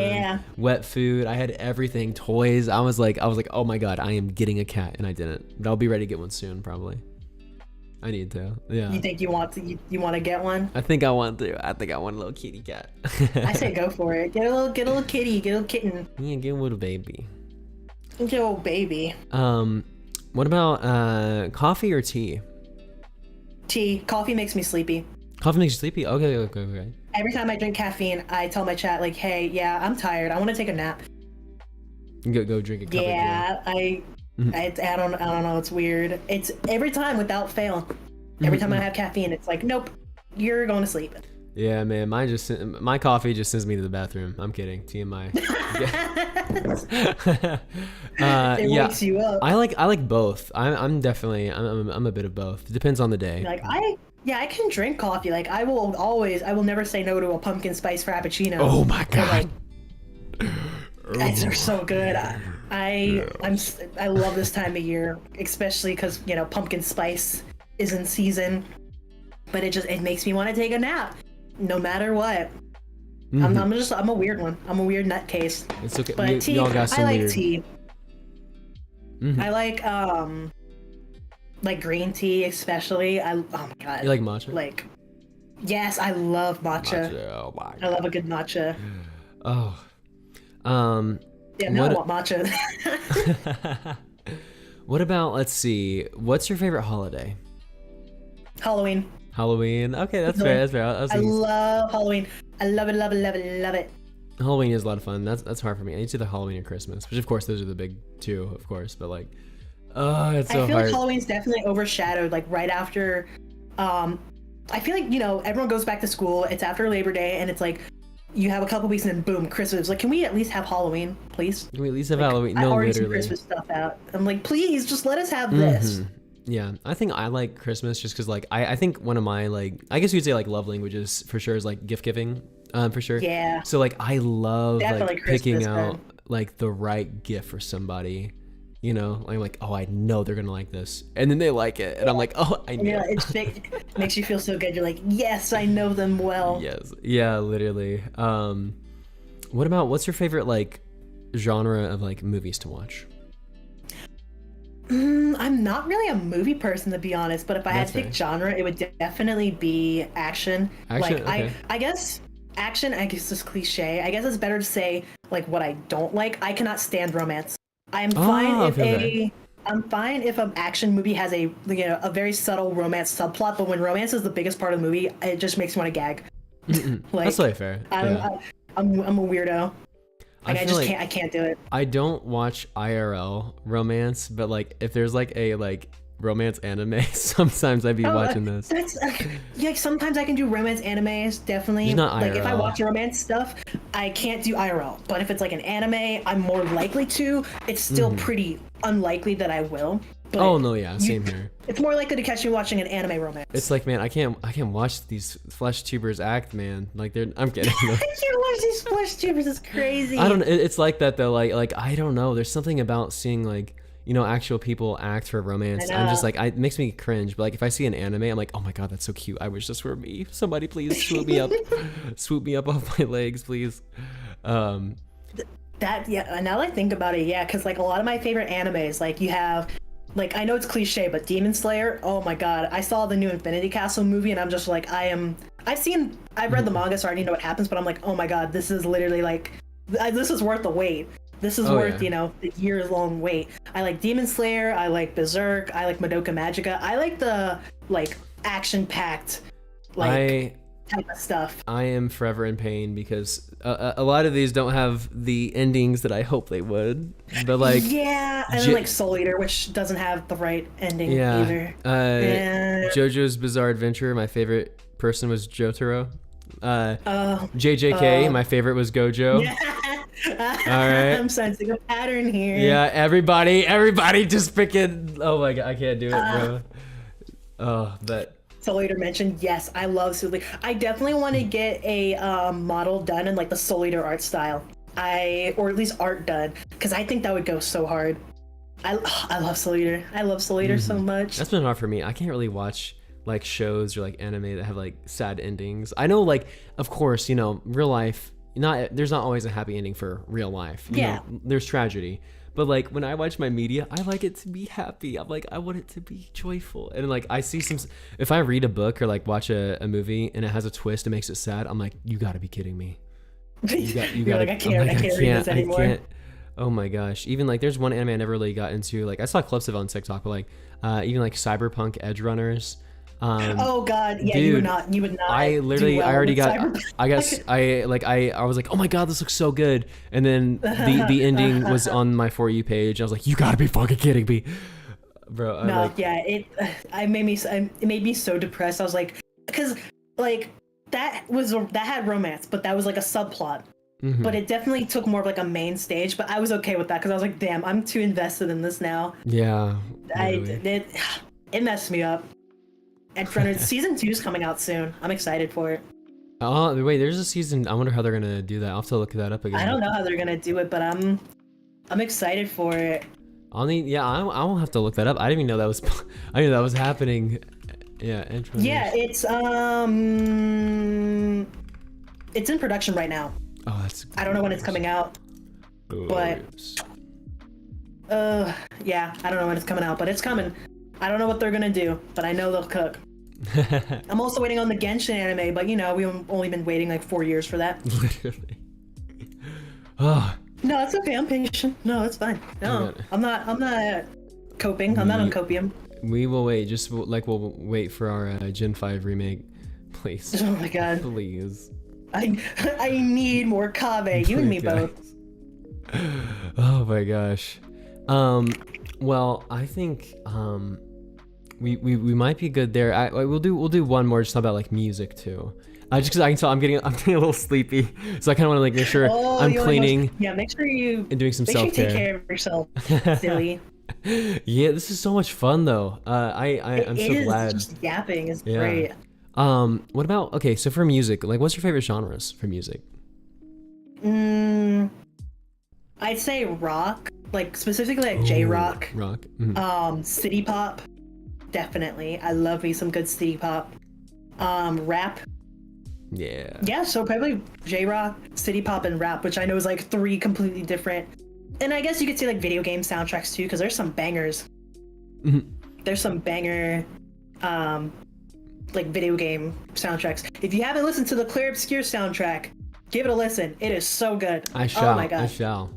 Yeah, I think if you need it's more like an American rock band, but like one band that honestly like for me would like rival like people like say like Queen's music, Boston. If you look up the song Boston, Peace of Mind, and like their other music, it's so good. It's so good. It's such. Oh, now I'm interested. Yeah. Send that to me because I want to give. I'm always looking to expand my music taste. Yeah, me too. If you have any music recommendations, send them my way as well. Let me. I'll make you. Don't get me started. I'll make you a playlist. I will literally make. Have you listened to make- John Mayer at all? A little bit. A little bit. There's some really good songs out there that I like. God, yeah, I think this should be. I'm so normal about Kaveh. Are you sure about that? Are you sure? It's okay though. I'm so normal about writing, so you know we can be delusional together.